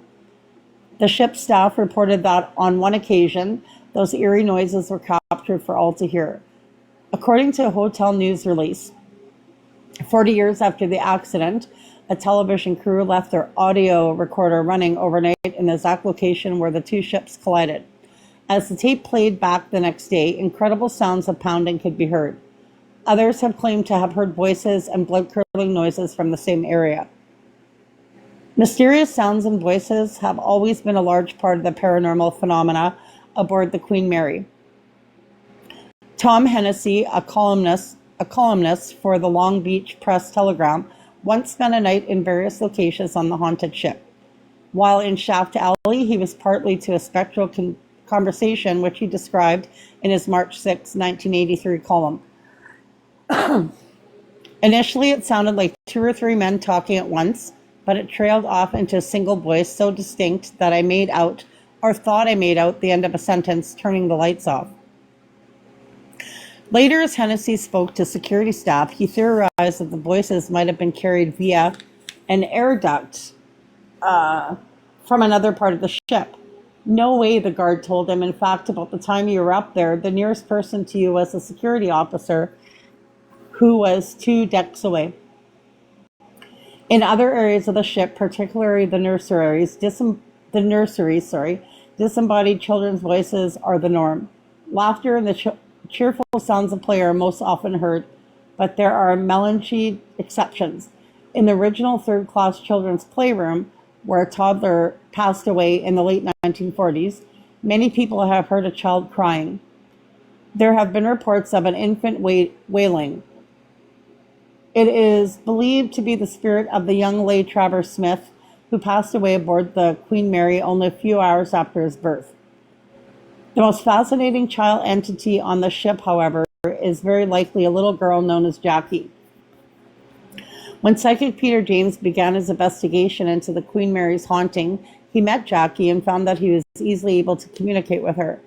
The more the child spoke to James, the more clear her voice became. The little girl's presence was so strong that, amazingly, her words eventually became audible for all to hear. The rare phenomenon was captured on a tape and witnessed by a large number of people.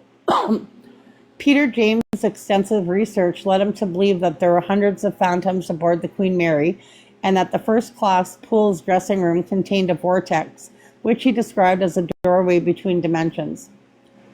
Even without such a portal of entry, though, it would be easy to understand why the ship is so very haunted. She's seen decades of drama, numerous deaths, and much joy and contentment. It is conceivable that while many of the spirits on board remain trapped because of their violent or untimely ends, many others are drawn to the ship following their unalivings because it is the place where they spent the happiest times of their lives. Today, the Queen Mary is a first-rated hotel, the crown jewel of the Queen Mary Seaport attraction, and can boast inclusion in the National Register of Historic Places. Add to the list that she is considered one of the most haunted locations in the world, and it's plain to see that Lady Mabel Fortest Harrison was right. Though she will never sail another mile or carry another paying passenger, the haunted RMS Queen Mary surely knows her greatest fame today.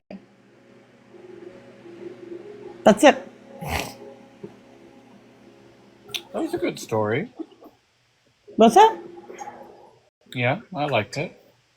There's Hollywood on Roosevelt Hotel. Let's see what else there is. Golden North Hotel. I even have one of the Fort Care Hotel. I might. That's Alberta. I know I have a Canada one. Alberta's Canada, but I mean Winnipeg somewhere. Just looking what else there is. Queen Elizabeth Hotel, the Lizzie Borden Bed and Breakfast. Hey, isn't Lizzie Borden the one that took an axe to her family? I'm not sure. Yeah. It says here, the Lizzie Borden Bed and Breakfast. Lizzie Borden took an axe and gave her mother 40 whacks, and when she saw what she had done, she gave her father 41. Do you want me to read that one? It's only 4 pages long. Not too bad. Yeah, go ahead.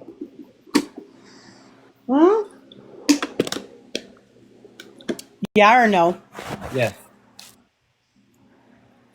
I am a very good reader, and it's funny. I'm a good speller, but when I type fast, and then it comes out wrong. My English is actually pretty good. Okay. The truth is, a person simply cannot rely upon popular playground verses to deliver the cold, hard facts. According to the pathologist's reports, Abby Borden received no more than 19 blows to her skull, and Andrew Borden was done in by a mere 11. According to the jury on the case, Lizzie wasn't even the one to wield the axe. The jury acquitted her from deliberating for less than an hour. So while the popular ditty is memorable, it is constructed of misinformation and may even be libelous. It's best to look elsewhere for the real details, and the Borden's hometown of Fall River, Massachusetts, is the best place to start. A mini industry has sprung up around the Borden case, and Fall River is at the center of it. The double murder, which took place more than a century ago, remains one of the most intriguing unsolved cases in American history. Borden artifacts, books, movies, and memorabilia of all kinds are extremely popular, particularly in the town where the homicides took place. Those who dare, oh yeah, you can spend a night there. Those who dare to can now spend a night at the scene of the crime. The original Borden house at 92 2nd Street is now the Lizzie Borden Bed and Breakfast.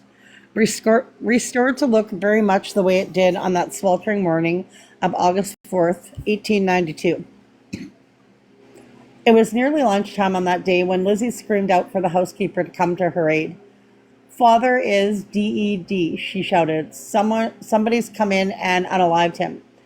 Andrew Borden was indeed unalived. His mutilated corpse lay on the sitting room sofa where he had made himself comfortable for a midday nap no more than a half hour earlier. Upstairs in a guest bedroom, his wife Abby had been deceased for more than 2 hours. Each of the victims had been bludgeoned to death. It was a strange case from the very beginning. Despite the brutality of the crime, there was very little blood at the scene. Although the house was occupied throughout the morning and the street in front of it was busy, no one heard or saw anything. And despite nothing having been stolen, Lizzie Borden insisted that there had been, in fact, an intruder. Perhaps that unlikely claim is what threw suspicion upon Lizzie herself. It was eventually noticed that she had both the opportunity to commit the unalivings and a suspected motive for doing so. It was believed that Andrew Borden had been thinking of willing his considerable estate to his wife instead of his daughters. It was well known that Lizzie held no affection for her stepmother. She addressed her as Mrs. Borden, and being passed over by her father would have infuriated her. This, along with testimony of a pharmacist who said that Lizzie had tried to purchase a deadly poison from him only the week before, was enough to bring about an indictment. Convincing Lizzie Borden of the unalivings proved to be a greater challenge. In the Victorian era, women, particularly church-going society women such as Lizzie, were considered to be dainty, fragile, and generally capable of such violence. The defense attorney played that card effectively, once referring to the solid 32-year-old spinster as a little girl. When all was said and done, the all-male jury found it impossible to believe the prosecution's case. Lizzie Borden was declared not guilty in a court of law, but would be forever damned in the court of public opinion. She was generally shunned by the people of Fall River until her passing in 1927. The house remained a private residence until recent years, when it was converted into a combination bed and breakfast and museum. The proprietors embraced the notorious history of the home and carefully restored the rooms to their appearance at the time of the unalivings. They filled the house with Borden memorabilia and the gift shop with Borden souvenirs. They greeted their guests each morning with breakfast of bananas, Johnny cake, sugar, cookies, and coffee, which was known to be Andrew and Abby Borden's last meal. They faithfully recreated the Borden home of August 1892, and in doing so, judging by some reports, they may have awakened the spirits of the Bordens. According to the Unsolved Mysteries website, www.unsolved.com, the Lizzie Borden Bed and Breakfast has been the scene of several strange and unexplained incidents. People have reported hearing muffled conversations, the sound of a woman crying, and footsteps when no one was around. Objects seem to move about by themselves. The lights have been known to turn on and off when no one has flipped a switch, and the antique wooden doors sometimes swing eerily open as if guided by a ghostly hand. Some people have seen sudden human-sized impressions appear on the bed covers beside them, as though an invisible form had laid down beside them.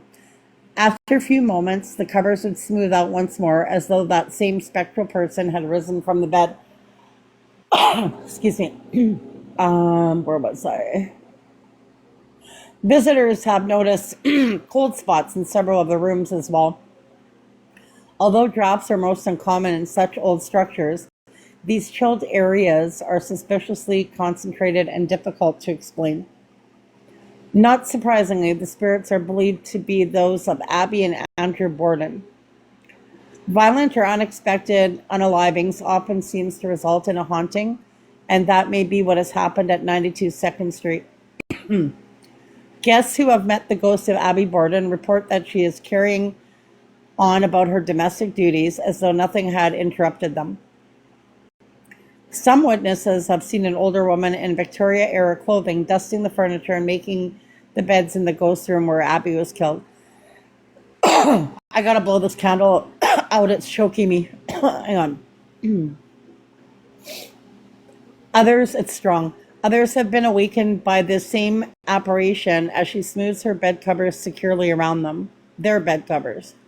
She might be tucking guests in, or she might simply be making the bed once more, oblivious to the fact that someone is occupying it. Andrew Borden's image appeared in a photograph of the sitting room where he was unalived. When the picture was developed, it appeared nearly all black, except for the ghostly pale image of an old man matching Borden's description. One of the owners of the house prefers to call it active rather than haunted, but semantics aside, most agree that the past remains quite present at the fascinating Lizzie Borden bed and breakfast. There.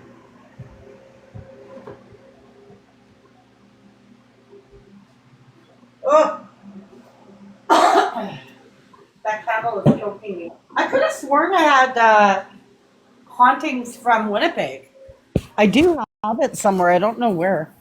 You said something about Alberta. You didn't say anything about Winnipeg. I do have that. Okay, I have two different ones. So I have ghost stories of Alberta. Let's see. Okay, I have the ghosts of the PMQ. Let's see.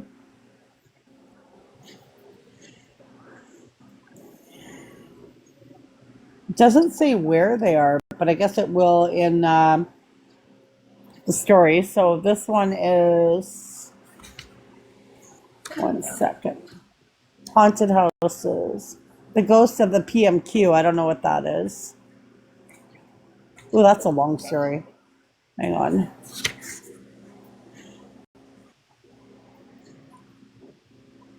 Okay. What's the campfire ghost stories? Well, these won't be real. Let's see my other one here.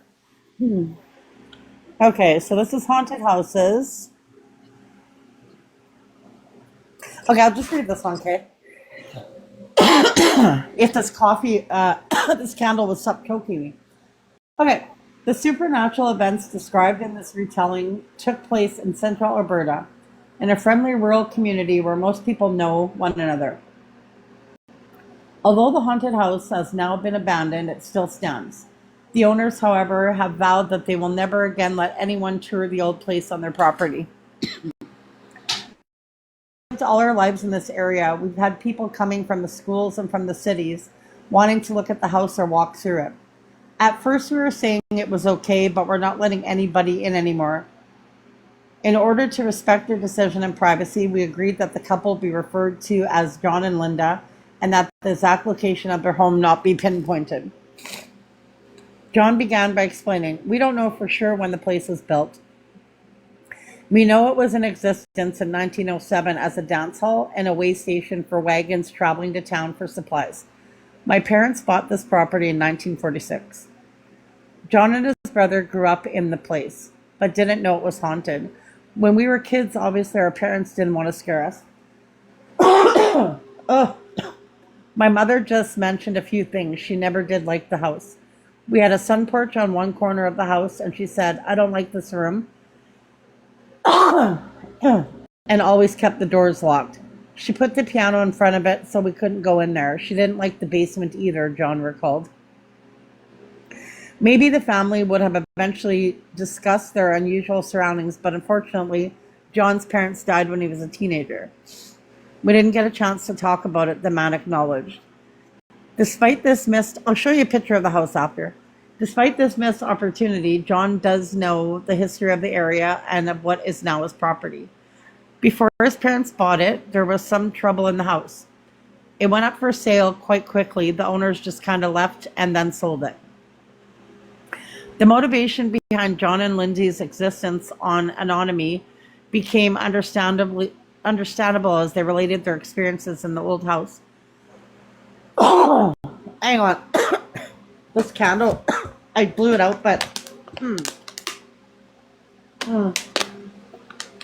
some of the Bath and Body candles are very strong. The motivation behind John and Lindsay's existence. Okay, Linda moved into the homestead as a newlywed in 1966. She explained, things started when we got married, fairly soon after I moved in. I got locked out one day. I went out to the clothesline and the door closed and locked behind me. With that symbolic and welcoming gesture from the spirits in her new home, the bride's adventures in the haunted house began. John added, from the day we were married, Linda always felt like she was intruding in the house. She just chalked it up to moving into a fully furnished home. Unfortunately, as their experiences were to bear out, the explanation was not that simple. On a day when John was away, Linda heard a persistent knocking sound coming from the basement. After hours of listening to the unremitting noise, Linda pushed the racket from her conscious mind. Of course, when John came home, he asked what the noise was. I told him that I didn't know, but that it had been happening all day. The man went down to the basement to investigate, but aside from determining which of the walls the sound seemed to be coming from, he came back upstairs still puzzled. The couple endured that particular anomaly, I don't know what that is, often enough that they were able to describe it in detail and yet never able to determine its source. John explained the knocking sounded like it was coming from the basement, from the cement wall on the north side. You could hear it through most of the house. It was about the speed of someone hammering a nail. Whatever spectral energy they were sharing the house with had many more complex tricks left to perform. Furniture in the house, for instance, began moving on its own. The first thing was an old-style tri-light lamp that slid pathway across the floor, fell over, and smashed. Initially, the couple suspected that their cat had knocked over the light, but Linda confirmed the cat was outside. The cat may not have been responsible for the lamp moving and falling, but the animal was certainly aware of the ghostly inhabitants. One day, as Linda and John watched, the cat was asleep on the couch. He woke up suddenly and just started watching from the door in the corner of the living room. The cat watched something move across the room. He was standing straight up with his tail straight up with his hair straight out. I was wondering what the cat was watching, John recalled. I couldn't see anything. Although John and Linda accepted that they lived in a haunted house, the ghosts were still capable of startling the pair. John related one particular chilling incident. We had company in for cards one evening. It was 9:30 or 10 p.m. We were all sitting at the table playing cards and chatting when these footsteps started, heavy footsteps from upstairs. They were loud enough that all four of us stopped and listened to them. The other fellow and myself, we grabbed shotguns and went upstairs because we were sure there was somebody up there. There was no one up there, though, he explained before adding this additional goosebump factor. The room these footsteps were going across upstairs was a crowded storage room. There's no possible way that anyone could have even walked across that small room. The hair on the back of my neck was standing straight up. The fellow who was with me never did go into that room. He was just shaking on the stairs. Unlike many people who live with ghosts, neither John nor Linda had any definite sense of their ghost genders, although the heaviness of the footsteps they heard led them to believe that at least one of the phantoms was a man.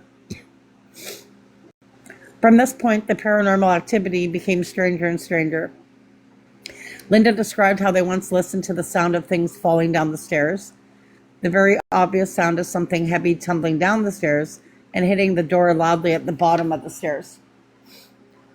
John described the sound as having been loud and heavy enough to be an adult falling down the staircase. Linda didn't initially connect the sound to the haunting, but merely to a housekeeping habit of hers. Instead of making several trips upstairs in a day, I would put stuff on the stairs and then take it all up at once. When I heard something falling down the stairs, I thought, oh great, I've got a mess to clean up. And when I opened the door and the stairs were clean, there wasn't even anything there that could have made the sound. Their reaction to the inexplicable incident showed amazing patience. We just kind of laughed it off, Linda remembered, and John added with a chuckle, I told Linda I hope he hurt himself when he fell, then he won't be around for a while. As it turned out, John's prediction about the ghost activity or lack of it was correct. There were few signs of the haunting for a while after that. When the phantom pranks resumed, it was with the classic ghostly game of playing with light switches. There was a walk-in closet with a light in our bedroom. We would go to bed and wake up in the middle of the night and the light was on. I'd get up and shut it off, John told me. Then we'd wake up early in the morning and the light was on again. I'd just go shut it off and go back to bed. Linda explained that they distinguished between the ghosts. We feel there were two. The first one actually kind of let us know that it had left. It just walked away one day around 1969. There's a perch on the house with doors at both ends. And one afternoon, the inside door opened and closed, and then the outside door opened and closed. And I just got the feeling that the ghost was gone. There was a different feeling in the house. Unfortunately, it was not a completely peaceful feeling because there was, of course, still another spectra remaining to haunt them. It was definitely wanting to let us know that it was around, Linda acknowledged. Actually, the second go-around started when I started reading the Bible really seriously. By this time, John and Linda had started their family. When the remaining spirit began frightening the children, the couple's patience came to an end. John added, the bedroom that the kids were using was the room that my mother had blocked off. We had converted it to a bedroom because there was only one bedroom on the main floor and the kids were too young to sleep upstairs. When one of their children refused to sleep in that room, John and Linda tried to get him to explain why. All he would tell us was, it's coming for me. He couldn't describe it. The closest he came was it looked like poop and that it was in the corner of the room where the heat register was. By now, the family's terror was definitely building, John stated flatly. We were really concerned about the kids, while Linda described the experience as like being in a horror novel. The whole feeling was different now. It was ominous. The ghost began to demand attention by manipulating the basement door. John explained that there was a door at the top of the stairs leading to the yard. That outside door would not stay closed, even though it was a very, very tight-fitting door. It would swell in the rain when it got wet, and it was on the north side, so it stayed damp for a while. You really had to push that door to get it open. I would bang it, just slam it shut, and the next morning it would be wide open. Before that problem was solved, the couple had another one. Furniture began sliding. It went on for more than 20 minutes. We could hear the furniture sliding right from one side of the room to the other, John explained. At the time, John's brother was living upstairs. John said that one night when they were in bed, they heard him rearranging furniture. We thought that was kind of strange for him to be doing this around midnight, but never thought anything more of it, and we went to sleep. The next morning when we got up, we realized my brother wasn't even home all night. On other nights when John's brother was home, he would meditate for a few minutes to relieve stress. Many times while meditating, he would see something pass between himself and the object that he was focused on. I need water, hang on. One second.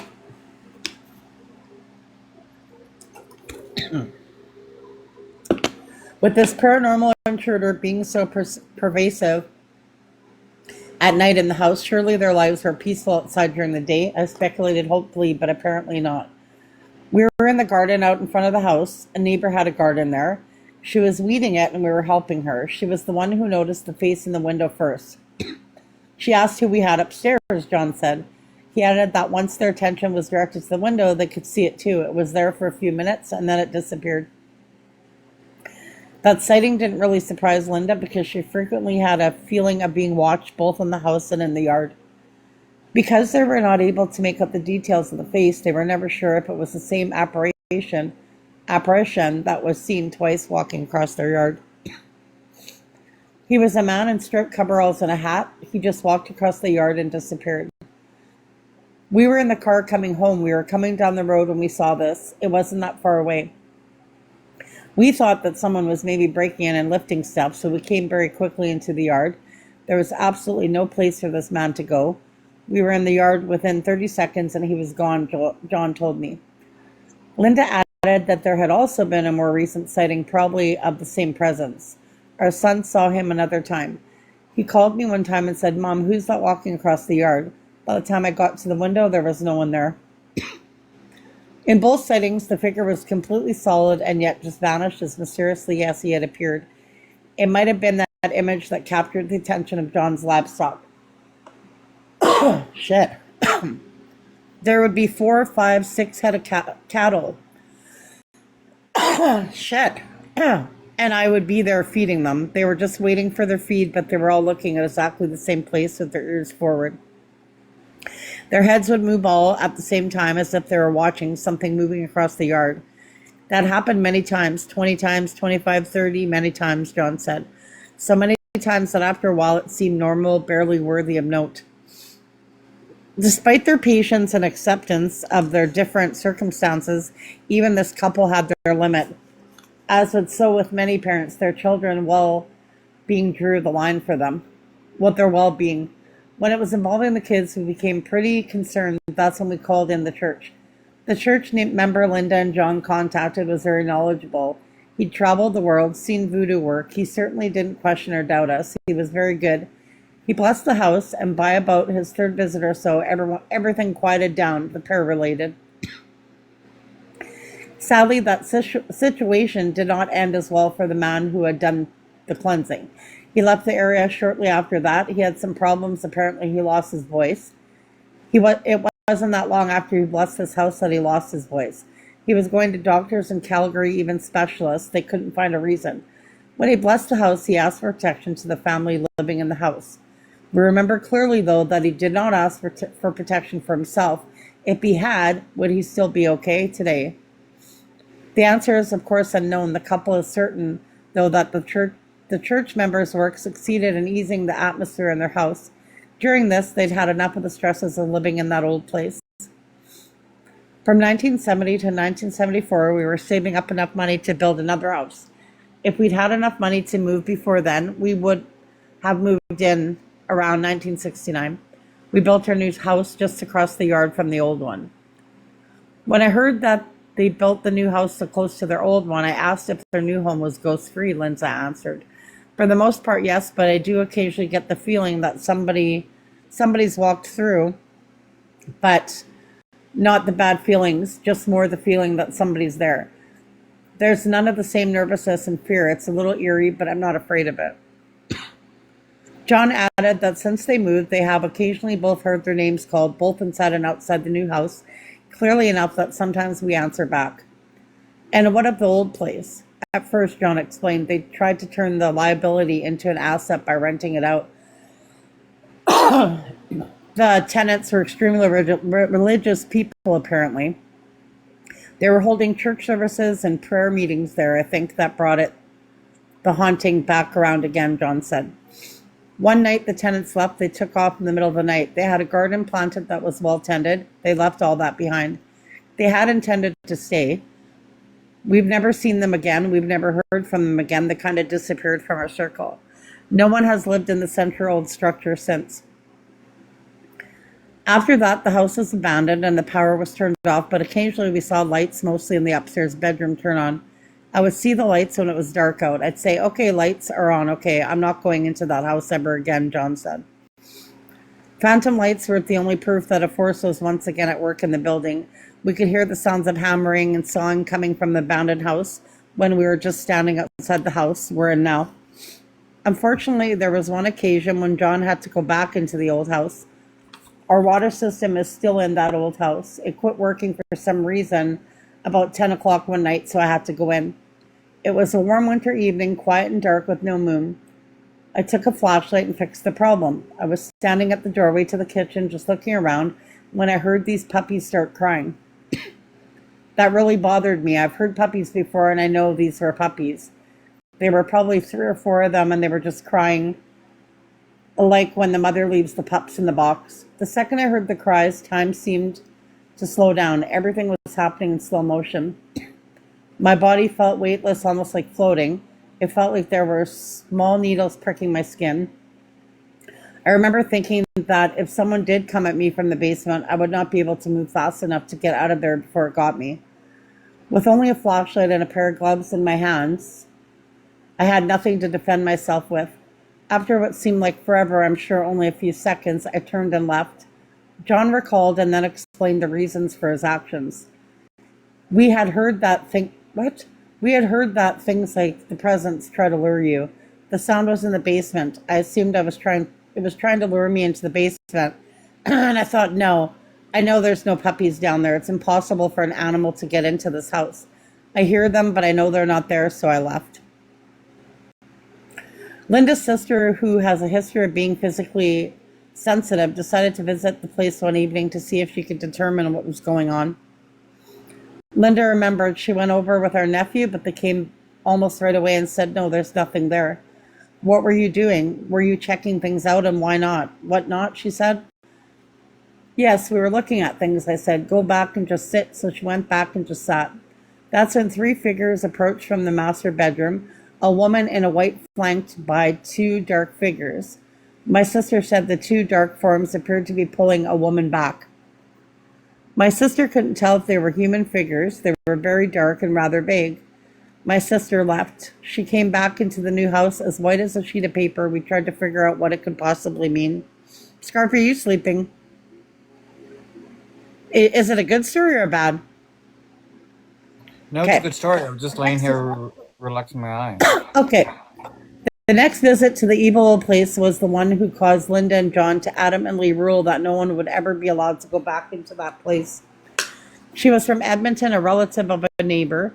She came with the attitude, I'm a born-again Christian, nothing can touch me. She went in and came out and said, there's nothing in there.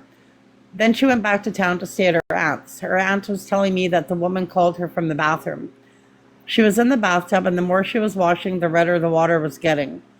Her aunt is an old Ukrainian lady from the old country, and she just said, you should know better. You taunt something like that, it painted you with a red brush. Linda concluded her part of that anecdote by explaining, they drained the tub 3 times before the water would run clear. The forest, however, was apparently not through with its latest visitors even then. The next morning, as the woman was driving to Edmonton, she stopped to scrape frost off the car's windshield. Unfortunately, she wasn't able to accomplish this as the frost was caught between the 2 layers of glass that make up all car windows. John explained she couldn't scrape it off. It wasn't on the outside. It was only on the inside. It was in the center, in between the 2 layers of glass. She ended up driving with her head out the window. She stopped somewhere and had someone look at it, and they ascertained that it wasn't frost on the outside. The next morning, it was clear. Since that event, the house has stood completely abandoned with just its oddities intact. In an abandoned house, you'll run into spider webs from the ceiling. There were absolutely none there. It was clean. The odd mouse that we did find in there was always mummified. None of them ever rotted. They mummified and dried up, the owners reported. By now, the couple have seen some evidence that has made them somewhat optimistic that the ghost may be gone. John stated, the house is finally deteriorating now. It's got bugs and mice. Linda added, it's doing a more natural thing now. Perhaps this is because the supernatural elements that once possessed the old building have finally left. For now, the couple who endured so much in the house is only interested in leaving well enough alone. Unless it becomes a danger, John concluded, we'll just pretty much let nature take its course. And that's it, and I'll show you a picture of the house. Oh, your throat gets sore after a while. That's me. Did you have a good time telling the story? Yeah. This is the house. If you big box. Okay. Yeah. It says, the family that used to live here is afraid to tear the house down in case any of the entities that once haunted it come looking for another home. Theirs. That was a good story, actually. It certainly was. I enjoyed it. I There's was other here ones. playing World of Warcraft while you were telling the story. Huh? I was playing World of Warcraft while you were telling the story. There's Madison Hats. Sounds Angry Ashes. Oh, this is a really short one. I could read you this one. What? TikTok has gone to that? You're reading now. Scarfy wants me to read him stories.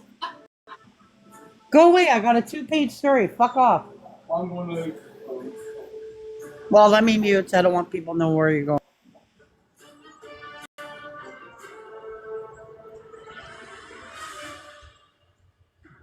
Yeah, this is my live. This is not yours or anybody else's. So if you can't behave, you either get muted, blocked, or I turn off the comments. Simple. Those If you can't follow that, then don't come.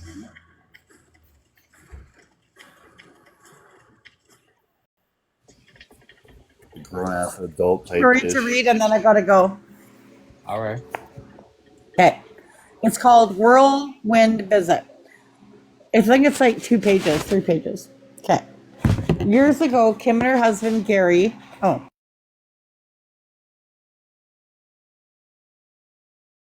Sorry.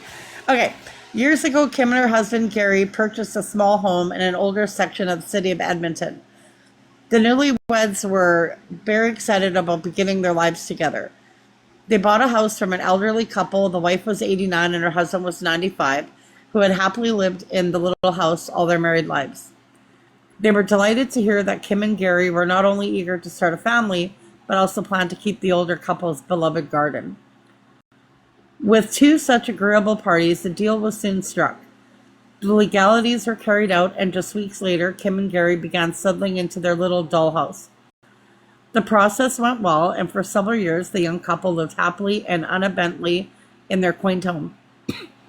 As planned, they started their family, and although some people had warned them that they might find the place too small, the new parents found it just right, absolutely comfortable in all ways and everything they needed. One evening, a few years later, after the children were in bed, Kim and Gary were sitting quietly in the living room enjoying a visit with one another. It was a very calm evening, Kim explained before adding for emphasis that it is to say there was absolutely no wind. Despite this tranquility, suddenly a huge gust of wind went right through the house. It was so strong that it lifted the attic door up and down and made a terrible noise. Badly startled by the noisy, unexpected occurrence, both Kim and Gary leapt from their seats and began to search throughout the house. Part of Kim's great concern was that, as they'd lived there for some years by then, they'd also lived through some pretty severe storms in the house, and yet nothing like that they'd just experienced had ever happened during any storm or windy day. After spending a great deal of time checking the house over and not finding anything out of the ordinary, they returned to the living room. In order to ease the tension they both felt, they began joking, just a sec, a bit about their experience. Maybe the former owner of the house came back to haunt us, one suggested to the other with a giggle. The next morning over breakfast, as Gary was reading the newspaper, he suddenly gasped. The night before, at almost the moment of the strange event in the house, the former owner of the house had passed away. Coincidence? Kim thinks not, as the attic door has never been lifted off like that since. I think he was just coming to check on the house that he and his wife had lived in for so many years. Just as it was in the peaceful years Kim and Gary spent in that house before the whirlwind visit, their home has been entirely free of any entities since. That was a dumb story. I'm sorry. That was a stupid story.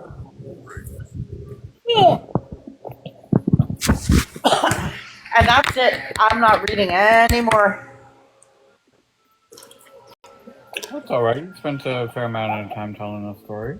You should get some of those books. They have a whole collection. They have ghost stories in like Edmonton, Alberta. Ghost stories of Winnipeg is a good one, and I have it somewhere. Okay, I gotta go because apparently Drew said my friend's been calling me like crazy. All right, no So problem. have a very good day and have a very good life. You too, bye. Okay, bye.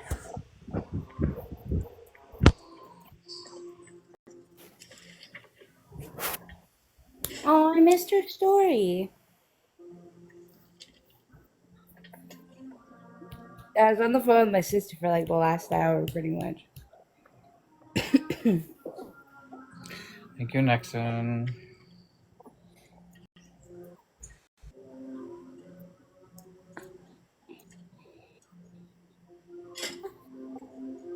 What you up to, Nixon? Watching my wife play Skyrim. I'm playing World of Warcraft. You can't cry or whine. They'll think I'm abusing you. Back in the day, it's got annoying. You're a new freaking. Yeah.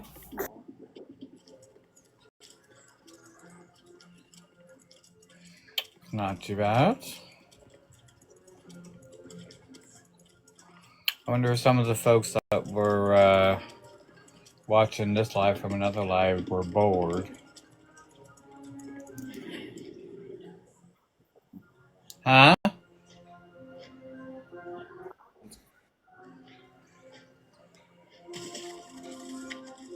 Good. I'm glad you found the stories interesting.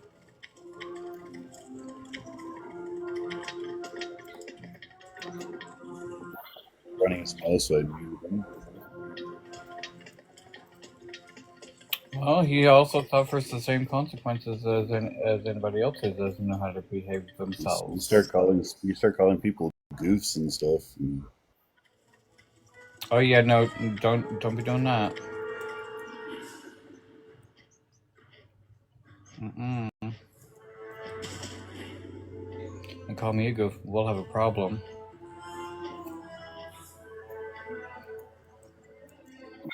John, get down there, little boy.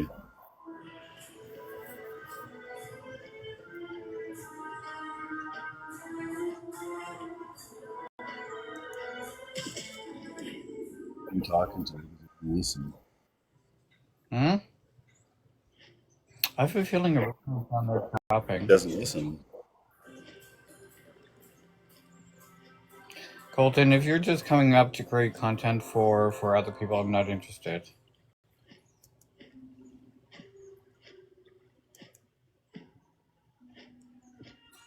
As I saw this morning, Mandy was saying that she was being polite in Nat's live, and now we're here today. Yeah, I'm not really sure. I did see her pop into Nat's live when I was watching briefly. I don't recall her typing.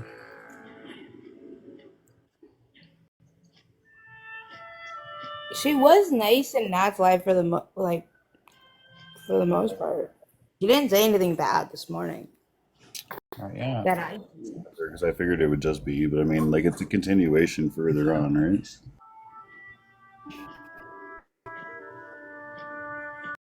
The niceness only happens for so long.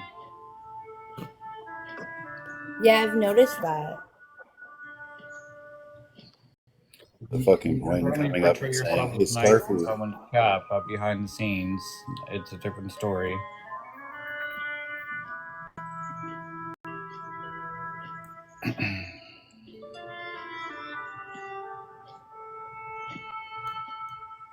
Is this music relaxing? Where that was coming from.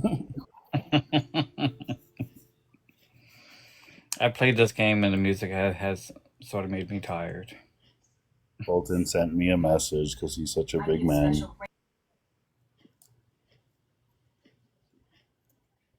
Just goofy ass squid. You're just a little punk ass little boy. Sit down, boy. Is that what he sent you? Like 2 messages. Block me so I can go in the live that I was shared to. Okay, just sit down, cut it out. Fish.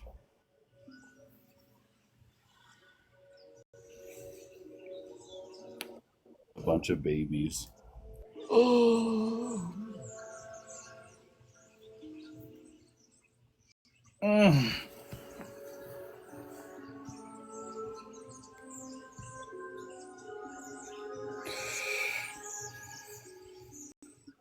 Another message. Colton, I don't give a fuck about your messages, bro. You made it clear you don't like me yesterday, so I don't give a fuck. Were you in another live when that was said, or was that mine? There's where he said, Scarfy, I don't have a problem with you, but I have a problem with Nat and Nexon. And Sherry said that to you. And I'm like, I don't give a fuck.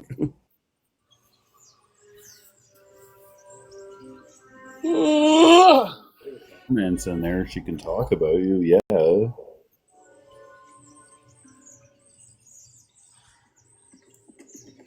I think I'm gonna have to be working on Tylenol number 6 very soon. I will keep popping the Tylenols until the headache or whatever's going on up in here goes away.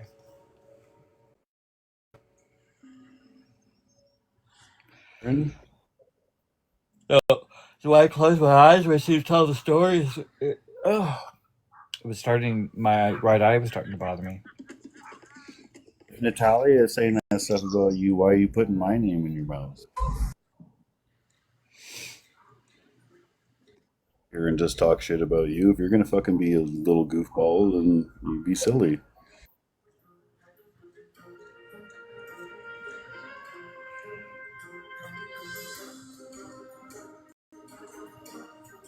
Your guys' childish little things where you go and just harass people all day long. The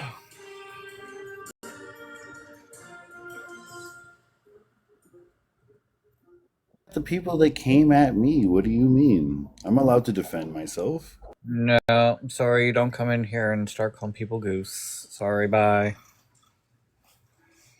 Send me a message if you want. Not interested. It's about something that happened like 2 years ago that I have not saying anymore, and I haven't since I said I wasn't going to say anything. Thanks a lot.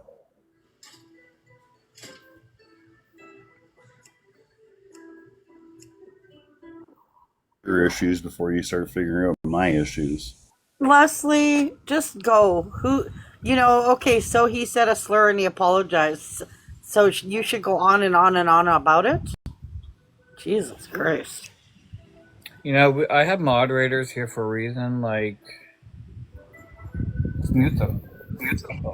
Like, do you not understand that he doesn't do drama? So go to another live where you can talk shit.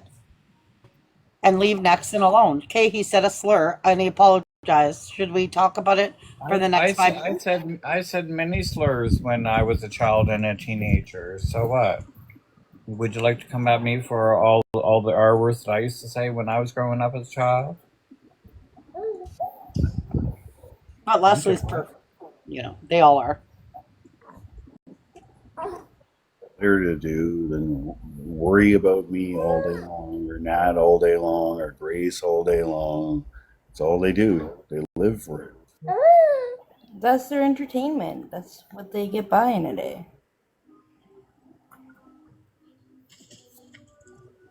Nat is on live cleaning.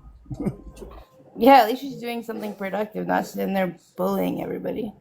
I'm just sitting here playing World of Warcraft because of nothing to do with my time on Sunday afternoon. At least you're not twiddling your thumbs. I like to be twiddling some things, but not my thumbs. Bears.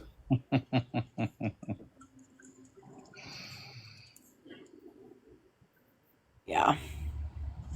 Comments are off. Haha. It's counterproductive at one point. Well, it's the same shit, right? Like I don't know. It's. They need they need something to watch. They need something to talk about. So they try to antagonize the. Yeah, but here's the funny part. Okay, try to antagonize people while watching a live and streaming that live. They need something to talk about. Yeah. I'm gonna make a sandwich. And here's the thing too. these people that say, "Ah, you said a slur. Ah, you said this." Don't tell me that you've never said something bad. Okay, let's be for real. Like, come on. Oh Lord. Anyway, what you doing?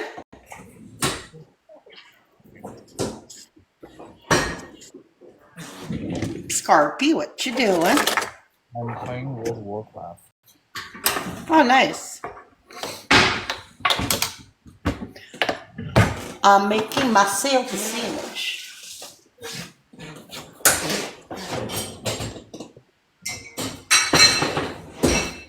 You know what? I wonder. Now he says I'm hiding behind you, Scarfy. You're not hiding behind me. That's what they say about me I too. set the You rules little in the pussy. tone for my live, and that's that. I'm the one that muted him. Yeah, I know. He's just a little bitch. It's just very childish. You come in here and start calling people goose. You This is wouldn't have not liked my recording. live yesterday, then. I jump in their lives when I get invited, and then when I get invited and I'm blocked by the said person that's insulting me, I don't know what to tell you. That was not a fart, I promise. That was my squeeze jar of mayo. Who's this? I promise.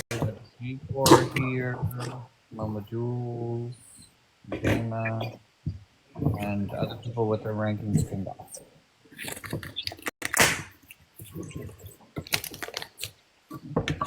What are you making? Be right back. Oh yeah.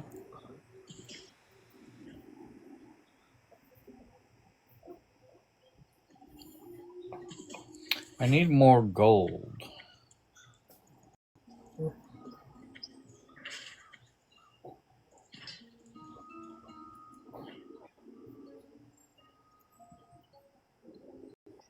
I ain't got no time for no childish shit. Well, you must have some time because you're sitting there reading the messages and replying to them. Keep going on and on. Eventually, I'm going to reply to it, right? Like, Oh, if you want to be logical, then talk. If not, then sit down. Talks with them, but it just doesn't compute.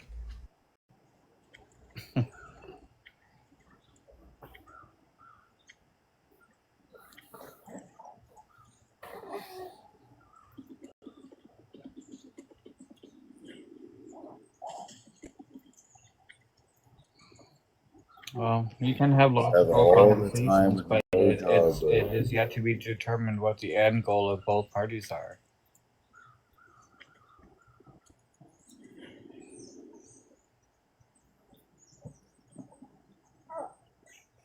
Let Colton up. Nope.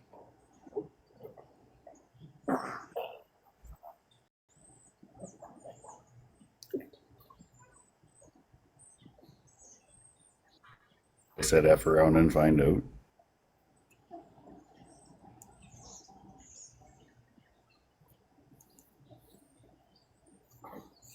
Colton, I just told him that I said that, so I don't know what you mean. You're the one coming in here causing drama for no reason, so you're the one fucking around, right?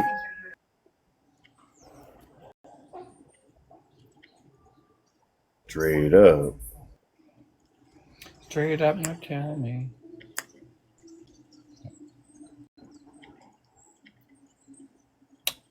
Olive Duel? No. Hello. I just had a phone call, you know. Not too bad, though. Did you? I did. That's not too bad. I'm gonna die. You No, can't. you don't. Whoops. There was a frog that just went by. Uh-huh. Did you hear the frog? No, was only half. He's gonna come up to Canada to fuck around and find out. Apparently. Hey, what's the date today? The 26th, right? I don't know. Yeah. Thank you. Yeah. We all sound like we're very bored today, huh? I'm bored. I mean, well, I'm bored, but I'm keeping myself entertained. Yeah, Sundays are always a little. I'm trying to open this can of tuna and it's pissing me off because it won't open. I need to get an electric can opener instead of this because I guess I've got it wet too many times. This.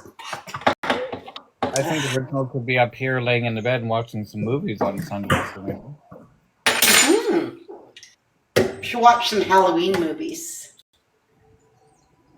You know who scared me the most? Michael Myers. I have a feeling he's downstairs experimenting with a recipe or something. Aw, I can hear. Is that your little one, Nixon?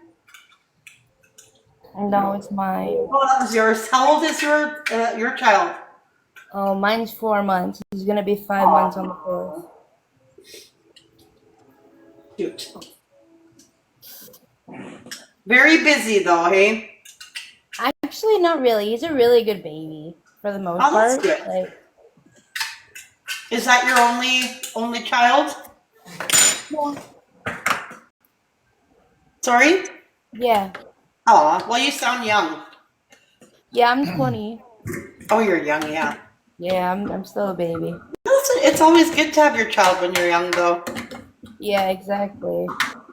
Like, I think my parents, well, my mom's passed away at 60 of cancer, but I mean, I think my mom was pretty young. Like my dad, I'm 57 and my dad is, how old is my dad? Wait, 57? 76. So I think that's pretty young considering that I'm almost 57. Mm-hmm. And it was nice growing up with young parents because the music was, my parents would listen to the same music that I liked, have friends over, and we'd dance, and it was fun. It's not too bad. Yeah. I remember going to the bar with my parents when I was 18. It was fun. My dad was in a band. Well, he was in a band when I was a little girl. He was electric keyboard and backup singer. Unlike me, my dad could actually sing.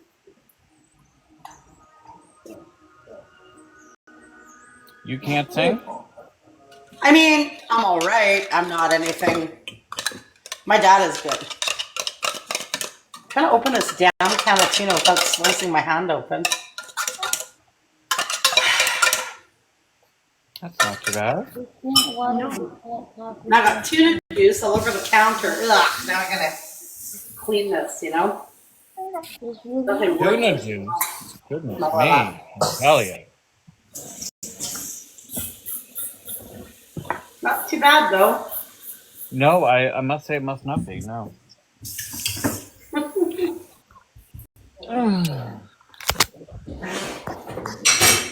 So when they're little like that, because I don't have kids, how old are they when they start teething usually? He's teething right now. He started teething. Okay. Yeah, so you're lucky if he's good because usually when they teeth, they can get quite grumpy, right? Yeah, he has his moments. I will give him that. Yeah. But he's good for the most part.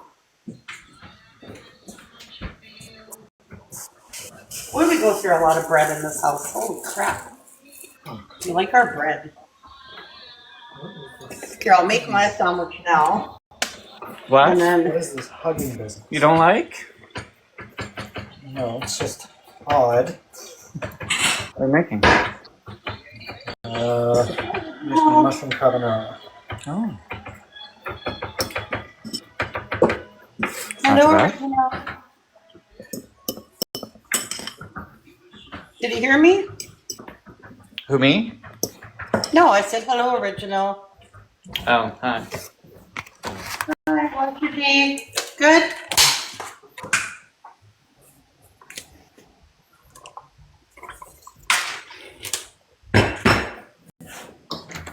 Oh. My day's boring. Well, at least I got a little bit cleaned up, you know? Did you? I did. It looks like Original's house is always clean. I bet you it's always clean, right?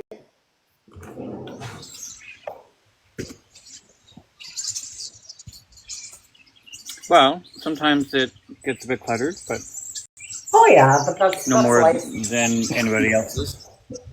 That's enjoying life. You can't always have your house immaculate. That'd be impossible. Well, not impossible, but yeah, not too bad though. What are you making for supper?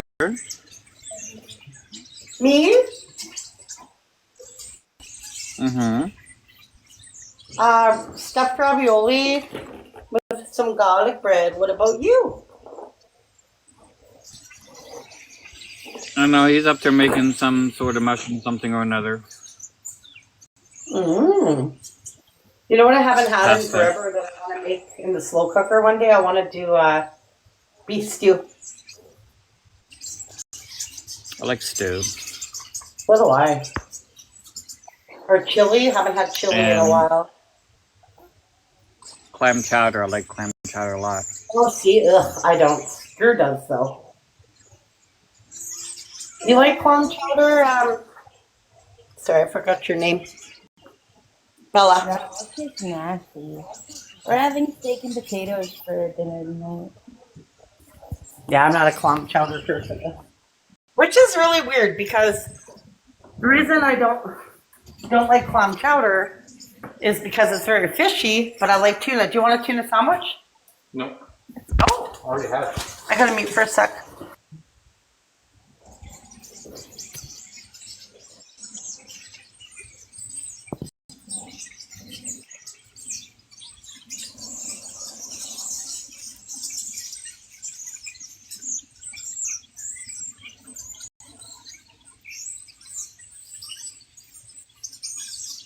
Sandwich? Oh, now you want one? Just a week one. A weak sandwich. What's a weak sandwich? Not so like. I don't know what I'm trying to say. Well, I opened a can of tuna for 2 sandwiches. That's not like a big. Stupid story. Chris. Oh? Say hello to Scarfy. Don't be rude. Hello. No, you didn't. Say it again. Hello. Scarfy. Hello, sir. Hello, Scarfy, Drew said. How rude. Hello. You didn't say hi back to him. Wow. Drew just said no one ever says hi to me. You're right, Drew. Do you want cheese on it? No. Me neither. I don't know why this bread is so dry. That is good. No, not if it's dry. Like it's Maybe dry. it needs to be thrown out. Needs to be what? Throw it out.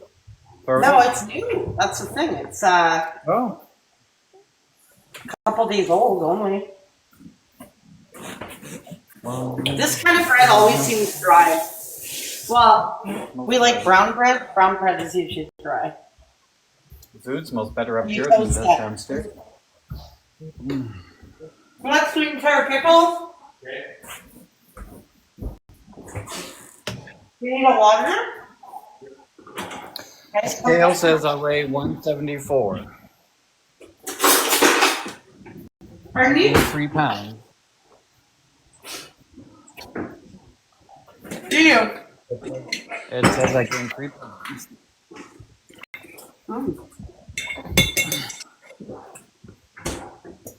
Yeah, this bread is dry. Sure. You know where the best bread is, Drew? The Superstore bakery has the best bread. Walmart's bread is always dry.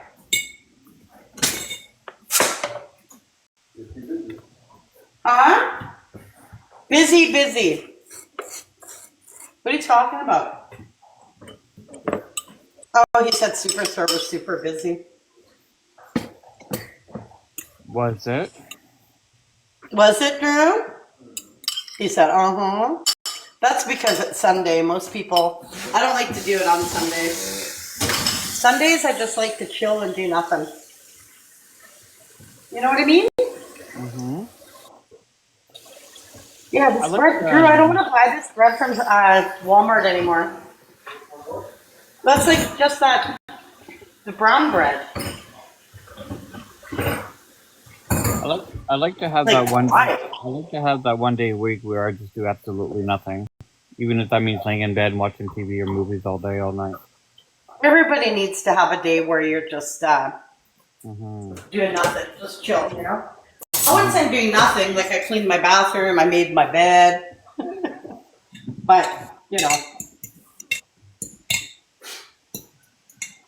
Can you? Why are you standing there? I don't know. You don't know why you're standing there? He looks lost. You can use a GPS if you're lost. Here, Drew. Oh my. You want me to mute? Oh my. You have to tell Oh me. my God. Huh? Here. Where are you? Here, bum. Where are you? Now I gotta put my new jar of pickles in the fridge. I should buy dill pickle one day, Drew. You like dill pickle? Yeah, see, I gotta buy dill pickle. I hate fucking dill pickle. Ugh. Which is weird because I'm Polish. Usually Polish people love dill. I do love dill pickle. No, I don't. No. I'll buy some. I love drinking the pickle juice. Mm.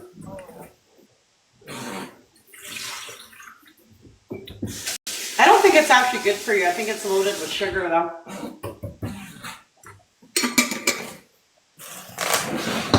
All right. Do you need some water or a Diet Pepsi or something? What did you? Oh, it's not too bad, Scarfy. No, it isn't. What did you eat today? I just had brunch, but Original's down there making some sort of mushroom pasta of sorts. Nice. So you've been there since Friday? Yeah. That's not bad. It ended up being a situation where I was asked if I wanted to go out with his mother because we had plans to go get photos. And then while we were at the grocery store, he asked me if I wanted to sleep over. Mm. Then I said, well, if you want me to, then he rephrased the question. So then I ended up having to go home to pack my stuff, Mm-hmm. and I've been here since. So, And I go back home tonight. I was just gonna ask that if you're staying tonight too. Typically, I don't, because he works tomorrow. Mm-hmm. You ever watch that show? What's it called again, Drew? Hot one. Hot Ones? Oh yeah. Those are shitty hot sauces. The bomb is shitty. See, I could never eat any of those.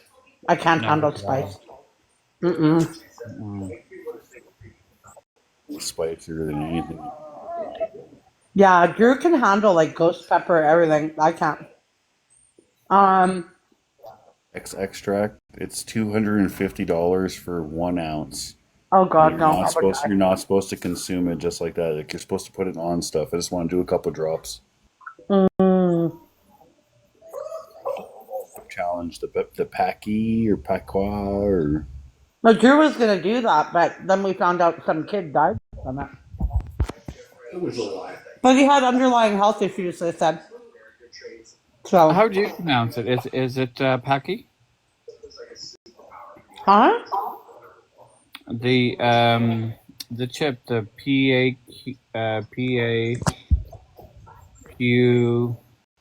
UIA or something. The only spice I can handle is habanero, and I can't even handle that. To handle this. No, like when I eat habanero, just a little bit of sauce on a sandwich, my mouth will be on fire for like 20 minutes. Like 10,000 Scoville. This thing is like at least 1,000,000. No. Like here, I always say, oh, I'll down a whole bottle of water if I have habanero. It looks like it is Milk is pronounced the best happy. thing. Um, they're trying Karma Sauce Liftoff right now, it's called. Guys have any kind of spice and you want to get rid of it, dairy, milk, cheese. Oh, I can't. Gary, you can eat pretty spicy. And you'll get rid of it. Like, for example, we went one night to this place called Wingstop or something years ago, and I tried a little bit of something, and my mouth was burning for hours. And he's like, "Oh, you're a wuss," and he was like, "Fine." And for like 5 minutes. But you do have to be careful if you can't handle spice and you try something spicy, you can actually get sick. Yeah, my whole throat, my whole chest will be on fire. I remember on my 18th birthday, one of my friends got me. They didn't tell me. They ordered me some drink. What's that called with the Tabasco sauce? Fire something. Fireball? No. What? What was it called? Just sorry, I was eating a pickle. Fire. It was back in the 80s. It was called Fire something, and basically it was a shot, like a shooter, and you put Tabasco sauce in there. And holy shit, I couldn't handle it. But they probably put a lot in there. Oh, it's called a Prairie Fire. And I don't know what they do to this drink, but if it's really hot and then you try to drink water to like calm down the hot, it enhances it. Like your mouth burns even more. I was like, why is my mouth burning even more? And people were laughing. I was like, holy shit. The more I drank water, the more, not water, I think I was drinking a beer or something. And the more I drank of it, the hotter it was getting. The bread is dry, eh? What do you want for work tomorrow? Sandwich meat? Do you have bread? Oh, yeah, in the freezer. Yeah. Yeah, this bread at Walmart, the brown bread, it's very dry.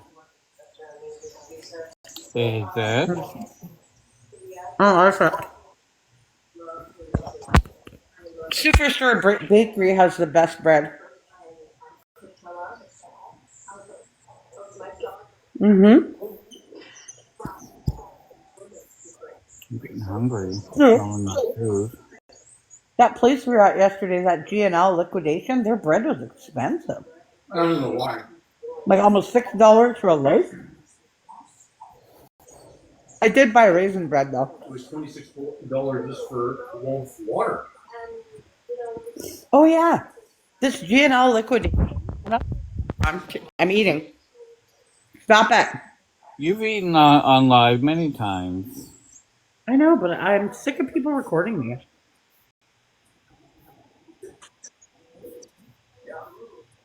Oh yeah. Oh yeah. Sure, what? $26 for water. It was 20-something bucks, yeah. Yeah, it was 20-something dollars, like $25 for a bottle of water. How many? Yeah. No, it wasn't. It must have been something else. Couldn't have been water. Because even some lady said, or Huh. Yeah, it's G&L liquidation, but some of the stuff is crazy price. They had a smoker, $500. I didn't realize they were that expensive.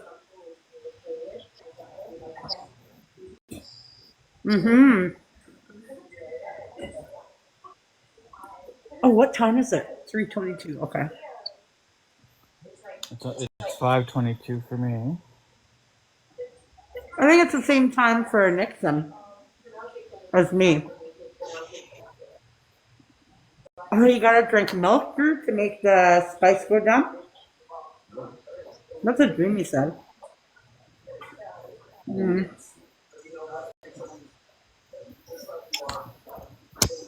Club is ready. Oh, is that? Mm-hmm. Can you show me? No. What? Yeah. Why? I want to see how good it looks. Original such a good cook. Mm-hmm. So he made pasta. What kind of pasta? Oh, I don't know. No. You're not going to show it to me. No. Wow. Well, when it goes in your mouth, I'm going to see it. Ha. Will you? You're such a brat. He won't even show me his plate, Drew. I want to see. Oh, he's hiding his mouth as he puts it in his mouth. Because you just said you were. What an ass. I'll turn my camera on if you show me your plate. Mm-hmm. If I didn't want to see it, I shouldn't have said anything. He would have showed me. Fuck. Oh well. Is that right? Is it good though? Oh, stop. Look what he's doing. He's hiding his mouth. You're such a. Is it long spaghetti? Original, what's in it? Please tell me. Is it like a cream sauce? No. What a brat. Wow.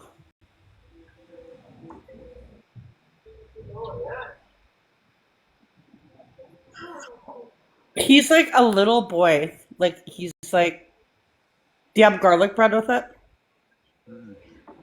Salad? No, pasta by itself is enough. I saw it. Aha. I just saw it.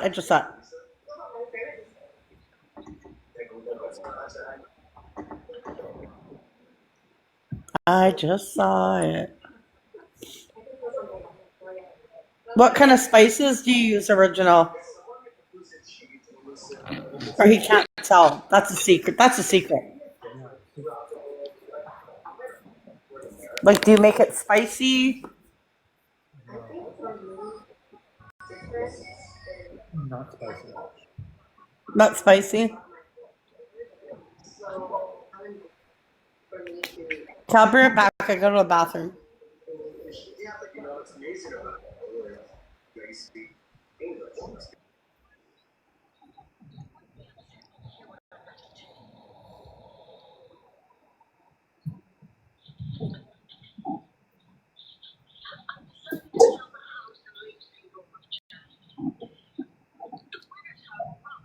Is this the recipe you were looking up?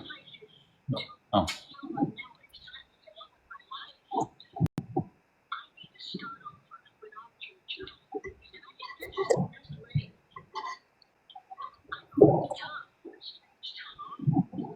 Alone, but I've read some wonderful things about Miami. It won't be long before I meet nice people and make some new friends. I have a really good feeling about that.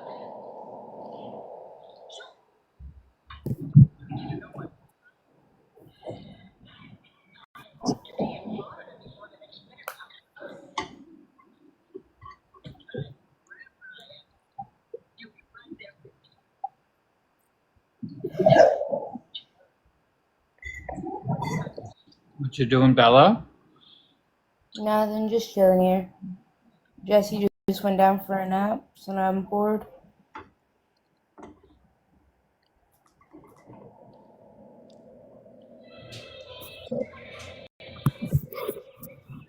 Mm-hmm.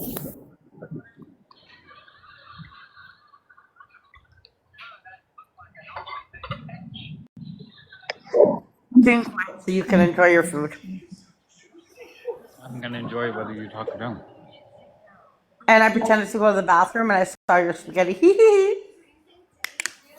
And it looks good. Ow, what's wrong with my leg? Oh, I was sitting on the couch with my one leg underneath me. Ow, now it's all numb. Can't do that when you're old. Shit. Now my hip hurts. God damn it. I'm not a spring chicken anymore.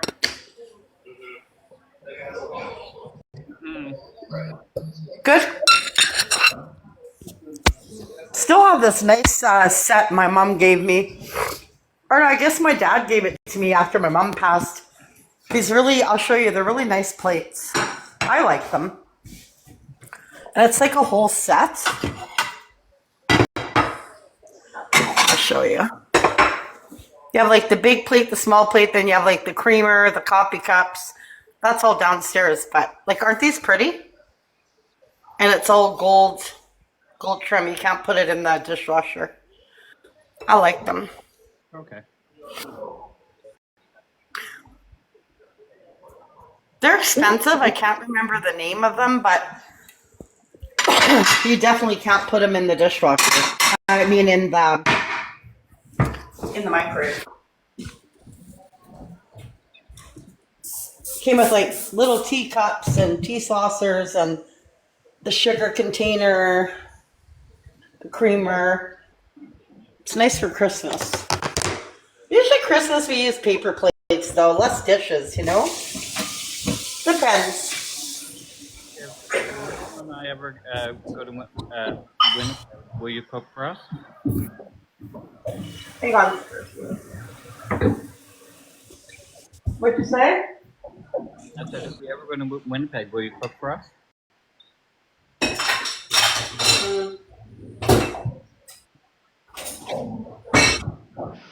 Yeah.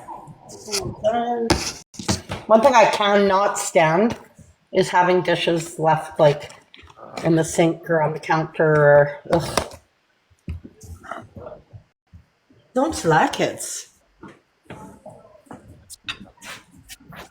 We have more. It's not too bad though.